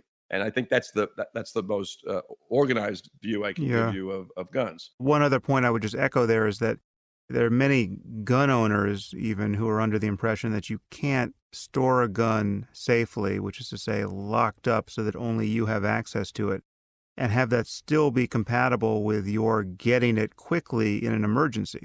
And that's just not at all true. It can be locked up with only you having access to it, and there are now safes that you can access so quickly that it's almost like the gun is sitting out on your shelf. If you're down to hundreds of milliseconds, that's making the difference. You're in a pretty rare circumstance of self-defense. And what you probably need is an alarm system to give you, early warning. All of the stories you hear about kids finding their parents' guns and killing themselves or their friends or their parents, these are just absolutely pointless tragedies that are not intrinsic to this technology in the way that car accidents are still currently intrinsic to the technology of driving cars. I mean, these are every one of those deaths and injuries is just an instance of shocking negligence, and gun owners just have to get their head straight around that. But here's the key point, though, on the issue you raised about people saying, if I put it in a safe, it's useless. I want you to operate something before you put your hand on a gun. There's a woman written about in Gift of Fear who got up in the middle of the night and thinking that she was reaching for her asthma medicine, picked the gun up from under the pillow and shot herself in the face. You do not want to go from being asleep to instantly driving an 18-wheeler at 70 miles an hour on the highway. So you actually want an instant to decide before you start firing rounds into the dark. And so this is a double safety element to a gun lock or a gun safe or any of the technologies that exist for securing weapons in the house. And that is that it gives you a moment to decide. You don't want the pilot waking up and hitting the first button he sees. You want the pilot to be awake and be ready. That's his job, but we can't be awake 24 hours. So locking the gun, securing the gun is an obligation that I believe, and in many states it is criminally negligent if somebody gets hold of your gun and does harm. And the number of kids that are killed by guns, for example, in America last year, there were more people killed by toddlers than by terrorists. More people killed by toddlers than terrorists. And we give billions of dollars to the fight against terrorism, and we give nothing to the need to develop better child safe guns and better child safe technologies and education about guns. I do believe, as you do, you ought to have a license. You ought to have to go through a training protocol in order to have a gun in the home. That would be a big improvement if politicians would ever have the balls to counter anything about guns.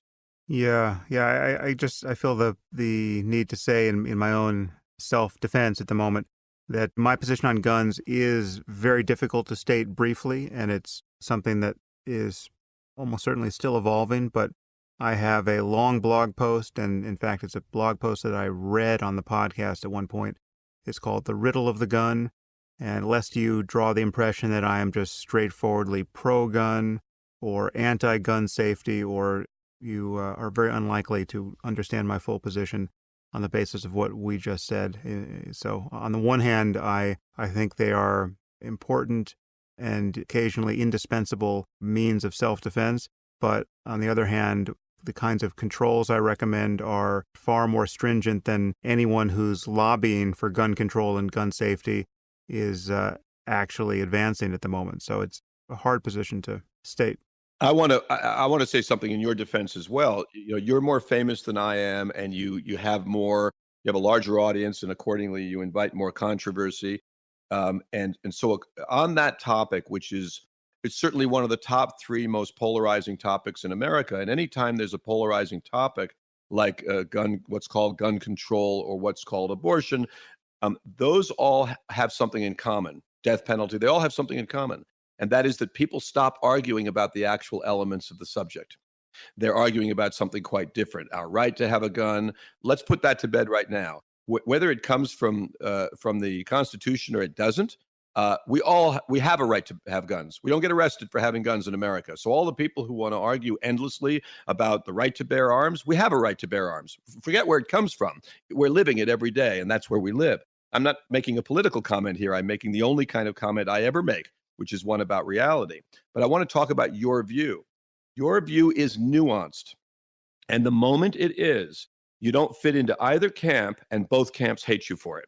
And so the reality is, I read The Riddle of the Gun. I listened to it on the podcast as well. I'm with you. You begin with a beautiful foundation, which is you say everything I'm about to say would change completely, and I would retract and revise if there were another technology that stopped people immediately when they were acting in a way that wasn't viable for your safety. Meaning, if there was something that was the Star Trek stun gun, you'd say, let's use that instead.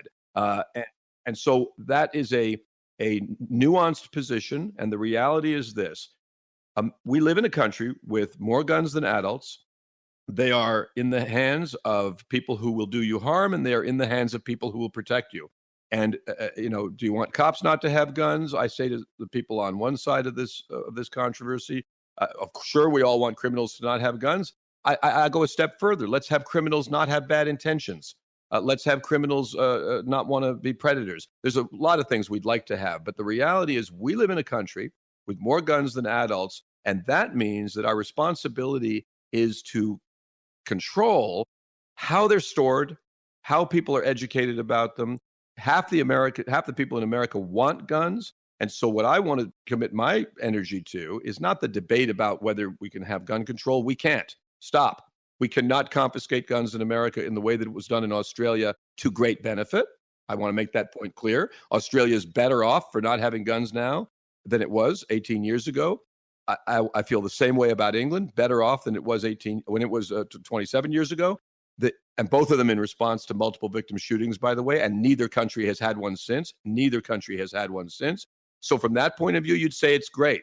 But can it work practically in America? Unfortunately, I've decided that my life isn't long enough to commit to the idea that I don't believe can actually happen. So I commend people to read The Riddle of the Gun and get off the polarization element of it and get on the actual learning about the device and get on the actual learning about training and learning about storage, safe storage. That's my thing is all not gun control. My thing is entirely about gun access. I don't believe young kids should have access to guns under any circumstances. And that I'm very happy to go to war with anybody over. And that has nothing to do with whether they have a right to own a gun. Are there any other technologies now that change the way you've been thinking about violence or its prospects? Is there anything that at one point you mentioned drones, weaponized drones in this conversation, which may sound completely insane to people, but there are recent reports from the last, the death rattle of ISIS in Iraq and Syria, where they have the drones of a sort your kids may be playing with, and they've weaponized them to blow up or to drop hand grenades or mortars. Is there anything that people could be thinking about in terms of new ways to inflict tissue damage that most of us haven't thought about? Oh yeah, and this is a big one, and it doesn't really, in one sense, it doesn't matter what I say about this because everybody's going to know about this soon enough, in large measure. My company had a non-public, secret think tank with people from many federal agencies and from the Pentagon and a wide variety of people who got together. And we now have a workshop group that studies weaponized drones. And what I want to say, I say pretty bluntly, is that this is the most important uh, uh, technology advancement in predatory action, in homicide, in 1,000 years. And the technology of protection hasn't really changed a lot, and the technology of assassination hasn't really changed a lot. I would say the number one advancement in technology in assassination would be the remote control bomb, and the number one advancement in technology of protection would be lightweight body armor and vehicle armor. Although armor has, of course, existed, has existed forever. Thousands of years, people have used, metal for armor and a wide variety of things. But I just quickly talk about because there weren't huge advancements in assassination strategies for more than 1,000 years, there weren't huge advancements in protection strategies. And so, for context, I want to give your listeners a very fast recap of how targeted tissue damage has been done throughout history. It's super fast. First was close quarters, body to body tissue damage, hitting people, striking them, choking them. Next came heavy items like stones and rocks and heavy branches. Then came the introduction of intelligent or purpose built tools and weapons like knives and swords. And then everything up to that point required proximity. You had to have some skin in the game, you had to get close. And that meant you had to have courage and commitment and be willing to take risks, which most people are not. The next development changed that because the next development in the hierarchy of tissue damage was distance weapons, like arrows and spears, for example. And distance tools are a huge advancement in, let's say, assassination because the attacker and hunting, because the attacker doesn't need much of his own skin in the game. Poison is also a distance weapon. You didn't have to be there, right? You could put poison in ancient Rome. You could put poison in somebody's food and you could take off. But the big one was accelerated metal, cannonballs, bullets, and the wide variety of missiles that we've got. So over time, greater distance evolved, and distance weapons meant that users could have almost no skin in the game. So a big one then was remote control or delayed detonation bombs. But finally, when remote control bombs came, that emerged as one of the most, and it remains one of the most effective assassination strategies there is, particularly around the car.